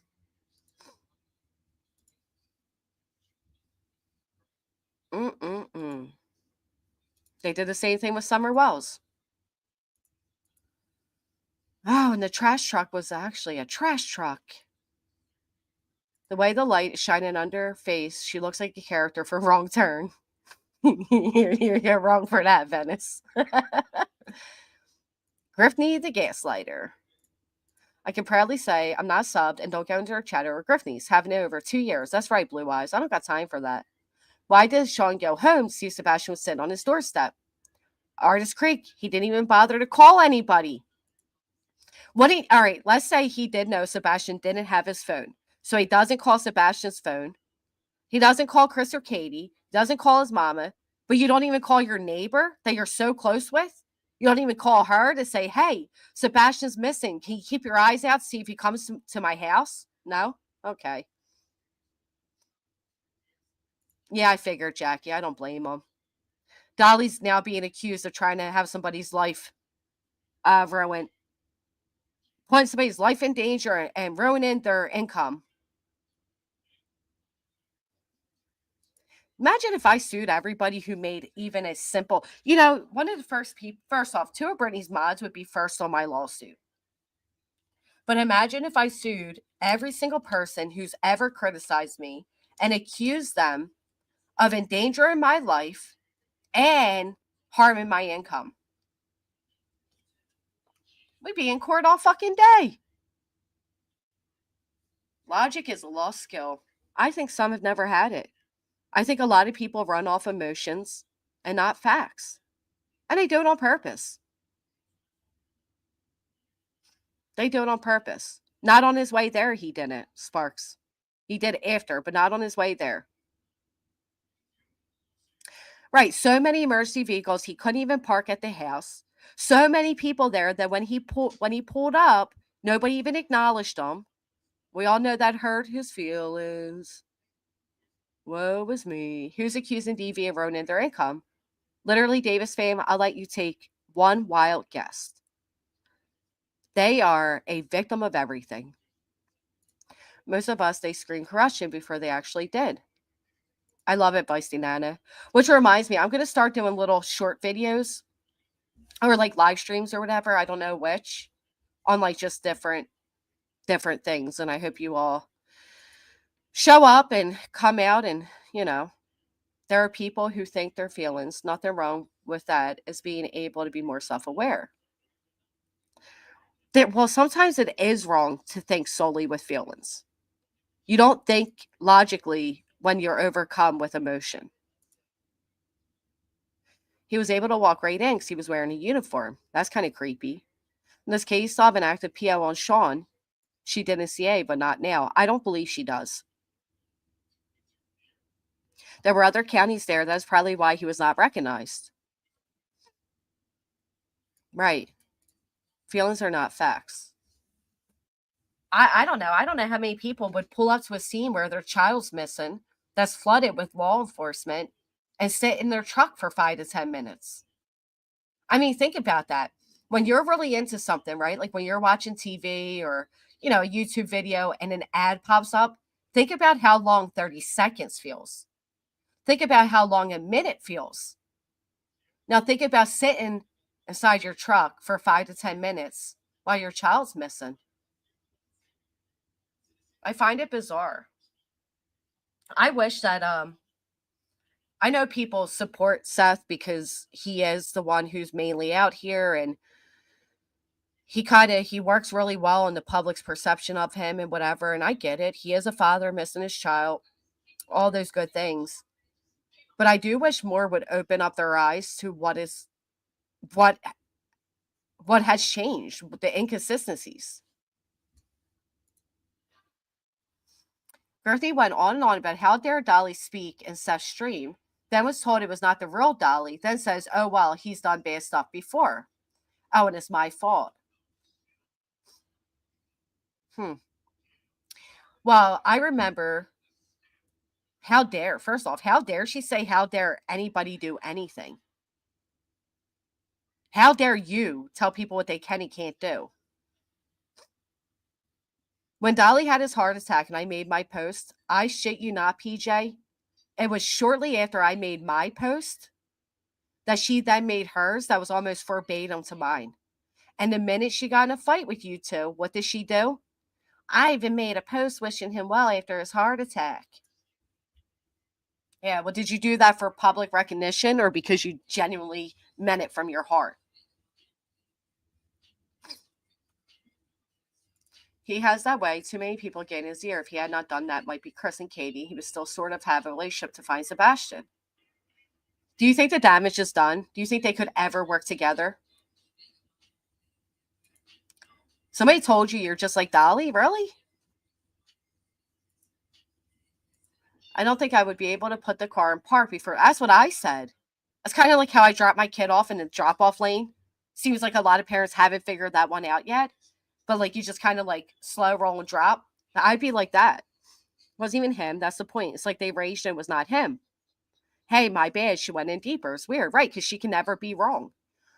And how about the fact that Nick was threatening Dolly? Telling him he had 20 minutes to apologize? I don't know why people are bowing down to Seth. Because he's the head of their hate campaign. That's why. They did well. I think the trust is working. Unfortunately, it would take a lot of time and therapy for all of them. I know, Brandy Wine. I know. I feel like Chris and Katie have tried and have still respected Seth online and given grace. They would take him in again, in my opinion. He wouldn't work with them. I wouldn't trust him. The fact that a grown man called another grown man to say, I can't even watch TV.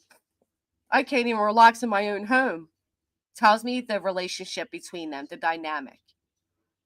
So while people, oh, thank you. So while people are sitting there saying that Chris is aggressive and all these things, and I do think he is. I'm not going to lie. I think Chris bullied Sebastian to an extent. But I also think Chris had to take on that role of like the man for Katie, for Sebastian, and for Seth. I think he was the fixer. He was the go-to. I think he helped Seth in many ways. Like Seth himself has said, he helped him get a job. He helped him move to Tennessee. And I think Seth relied on Chris a lot with the whole, oh, I can't even watch TV. Like what grown man doesn't go buy a $15, $20 Fire Stick and plug it in? Right, but they couldn't relax because they were being threatened. Their lives were being threatened. Not because they couldn't watch a fucking movie. And let's be realistic here. We're going to compare the two. They're not even comparable.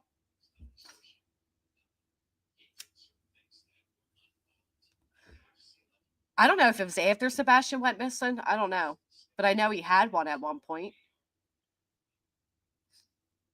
Yeah, because they didn't have the same LARPing idiots come along that use big words and say things like for immediate release and present themselves as professional. They had the LARPers they had were a little less, manipulative. I agree. That's how I feel. The imperfect adult. I think Katie suffered a lot of trauma from Seth and should never be expected to go near him alone. I think Katie suffered a lot of trauma in general, too. Like, aside from Seth and whatever we think of that, she had a troublesome childhood. That's really sad. And I think that type of trauma in your childhood will shape the way you respond to trauma in the future. And I don't think people share any grace with that because all they see is a demon when they look at her. Again, it's emotions. Why did she do this to create Katie was not the last to CSR. Petty AF, because they don't want to acknowledge that there was sightings of Sebastian after he was reported missing. It's funny, my stepdad bullied me so much to the point I became afraid of the dark, and I still am. Venus is not funny at all, and I'm sorry to read that. I think he's creepy too. You don't believe their lives were threatened? Were you not watching the internet at the time? They had JLR, they had Dolly, they had drones, they had Facebook groups and thousands of people calling them murderers. They had PIs coming out and giving out Katie's childhood trauma. And I mean, yeah, they were definitely being threatened.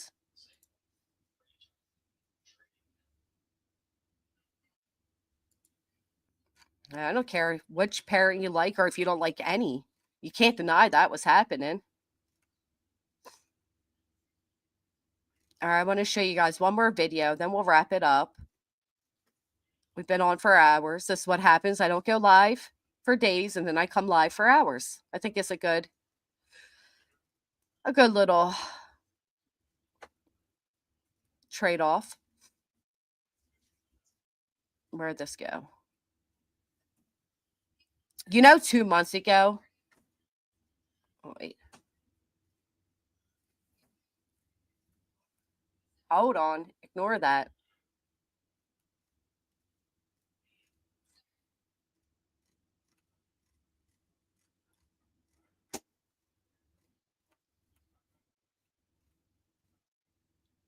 I'm curious how many of you think. I'm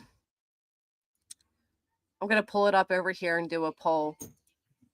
How many of you think since the interview, how many of you feel Seth is actually guilty?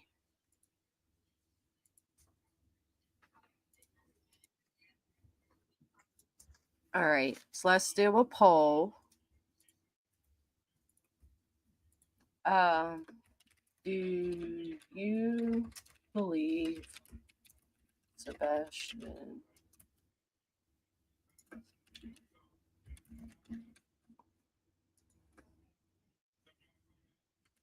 Katie or Chris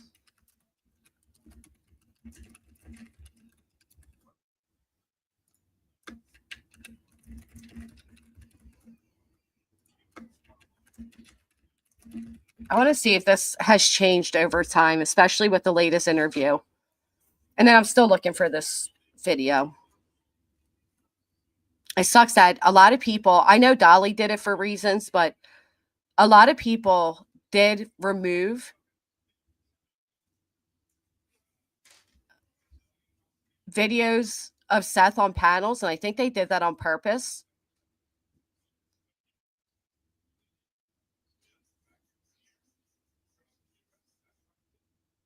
All right, here we go.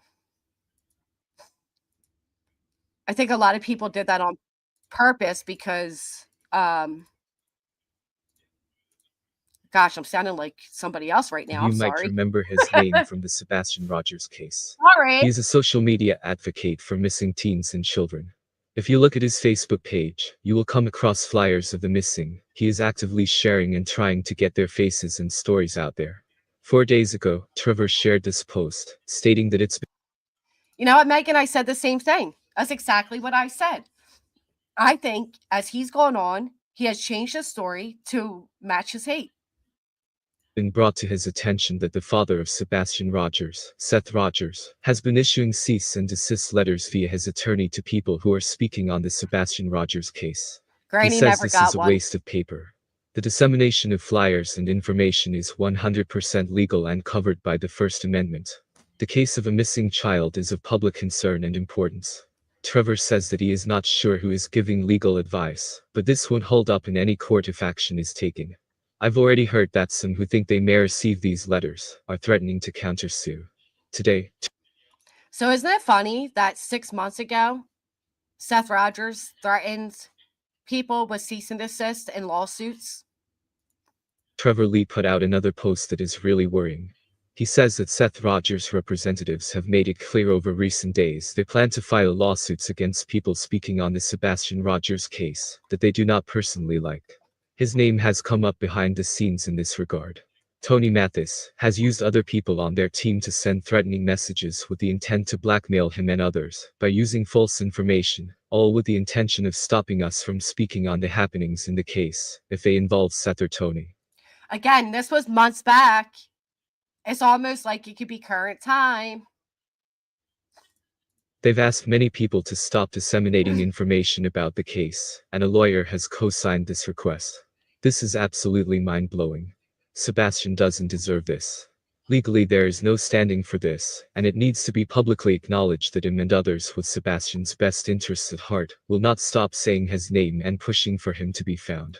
Now, what I find interesting is when Trevor Lee was threatened with one, a lot of people were like, that's so wrong. Seth, what are you doing? But now that is being done to people they dislike, such as myself and QB, now all of a sudden they're cheering it on and they're justifying it. It goes to show that people, again, run off emotions and not facts. He also says that he deeply hopes the law office of Tara Carter will rescind any attempt to stop efforts to advocate for Sebastian. I find all of this extremely sad. Why should there be any attempt to stop people from putting out Sebastian's face and story? The public is concerned about him. They want answers for Sebastian. They want him found. I couldn't agree more. Again, that was months back. Here we are today in current time. Same thing happening. And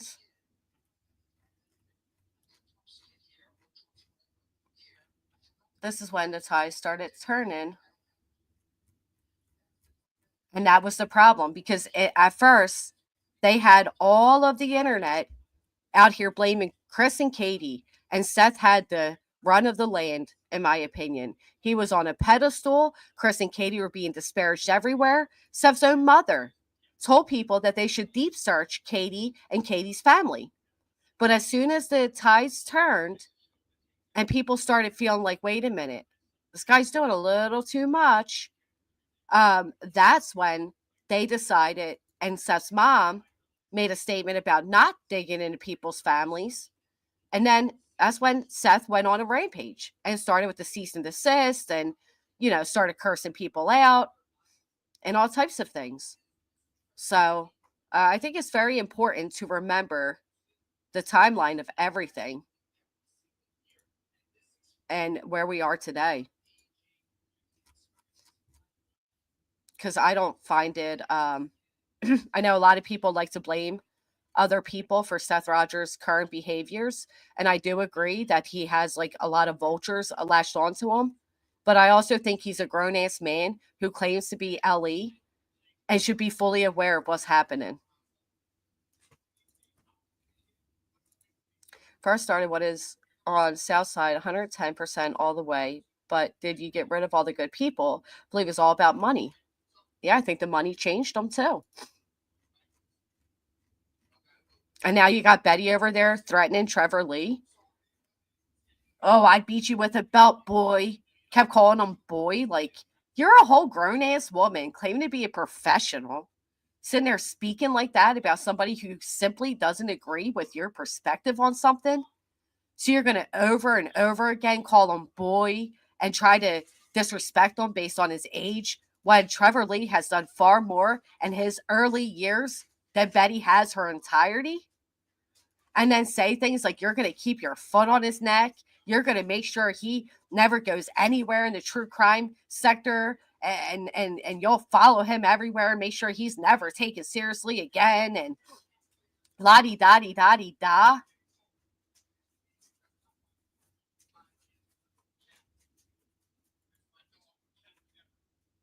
All while, sitting there.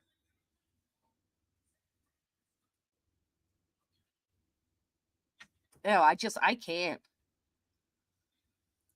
To sit there and continuously threaten him that way. You better wisen up, boy, or you're going to have to deal with me, boy. I'm going to stay on your neck, boy. Let's not forget this little glimpse in time. Does anyone else right before Tony exposed himself to the world? think things got a little bit crazier once Seth Rogers joined forces with his so-called spokesperson, Tony Mathis? Tony was the one spreading lies about more video footage of Sebastian on the 26th, as well as Sebastian being in communication with Katie's mother before he vanished. Again, all lies. Authorities said those rumors were not true at all. You guys are not going to believe the latest though. I have never seen so much ridiculous things in a case before, I mean it. Tony Mathis was on a TikTok stream the other night with a bunch of women. What we saw was unbelievable and just shocking to say the least. It looked like Tony had exposed himself. The clip that I'm about to show you has been circulating everywhere at this point, so many of you have probably seen it on other channels. But what does this look like, guys? I can stay professional and I can stay above board for a while, and then after a while, then I just lose my patience. And It's ironic to say you can stay professional and you can stay above board as you have that happening. Very ironic, don't you think? But yeah, so I mean, even people who are very much against the Proudfoots have acknowledged that there's been a drastic decline in Seth's behavior since joining teams with Bullhorn Betty. And it's not because people simply dislike Betty, it's because her behaviors and her damage to every case speaks for herself. It's very telling, it's very obvious, and whether you are quote unquote this team or quote unquote that team doesn't matter. You can't change the facts and you can't bully people into thinking the way you want them to think. That is the luxury we have with the freedom of speech. We have the freedom to express ourselves, to express our opinions, and they can't stop that. You don't have to like it, but you can't stop it. And it's tiresome to have people like Betty sit there and claim they are going to abuse you over and over and over again unless you push her narrative. And if you don't, well, I'm going to keep my foot on your neck, boy. I'm going to make sure you do nothing the rest of your life, boy. Again, Trevor Lee has actually passed legislation. Trevor Lee has openly shared his own trauma as a child and what has led him in this direction. That Trevor Lee may be a young man, and he's done more in his young years than somebody like Betty has their entirety. Matter of fact, at Trevor's age, Betty was being arrested. So to sit there and continuously speak down to him and try to belittle him is despicable. And knowing the trauma he went through, for him to have to sit there and listen to that woman berate him and speak down to him in that abusive, aggressive, bullying, intimidating tone is despicable.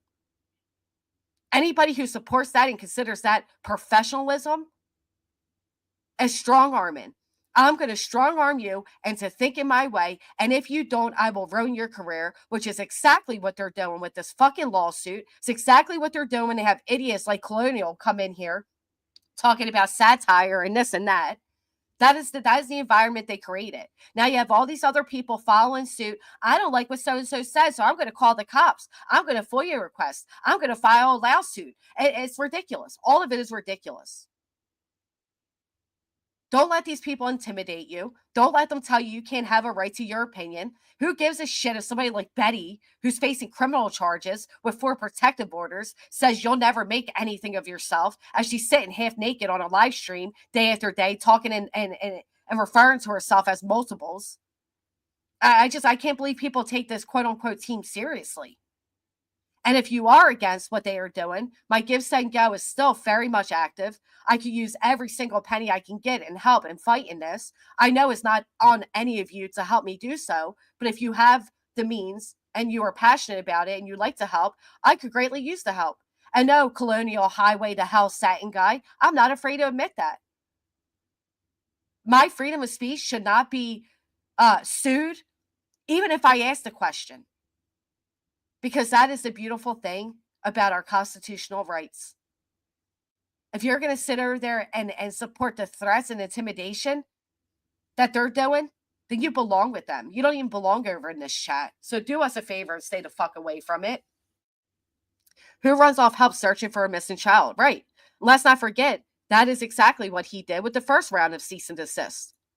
He said, don't even say my son's name. And then in this filing, this injunction, it says because for Sebastian Rogers, yet Betty herself said that this filing has nothing to do with Sebastian. The quote unquote team isn't even on the same team. It's all about her feelings, fragile egos, and that's it. And the hopes and the chance of becoming famous. That is what these people are fueled off of. Not the hopes of finding a missing child, not the actual concern for victims and their families, but their selves. And it is transparent. It is obvious in everything they say and do. And the more you listen, the more you see it. Stop listening with emotions and go in with logic. Listen to what they are saying. It's despicable. On that note, we're going to end it where it should always remain. And I appreciate you all being here. If you haven't, please consider hitting the thumbs up. Thank you for being here with me today. And hopefully I see you all tomorrow. On February 26, 2024, an Amber Alert went out for 15-year-old Sebastian Rogers. Sebastian is white, 5'5", 120 pounds, with brown hair and brown eyes. Sebastian was last seen wearing a black long-sleeve shirt, black sweatpants, and glasses. He has a medical condition that may impair his ability to return safely without assistance. If you have seen Sebastian or have information regarding his whereabouts, please contact the Sumner County Emergency Center or TBI at 1-800-TBI-FIND.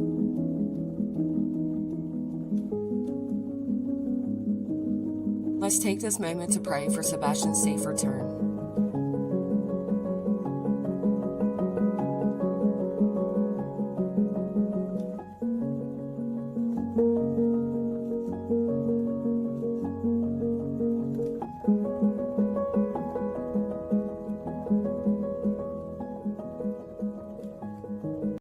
On February 26, 2024, an Amber Alert went out for 15-year-old Sebastian Rogers. Sebastian is white, 5'5", 120 pounds, with brown hair and brown eyes.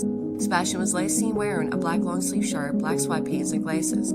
He has a medical condition that may impair his ability to return safely without assistance.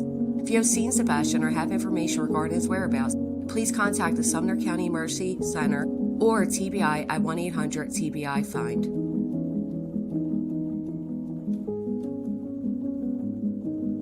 Let's take this moment to pray for Sebastian's safe return.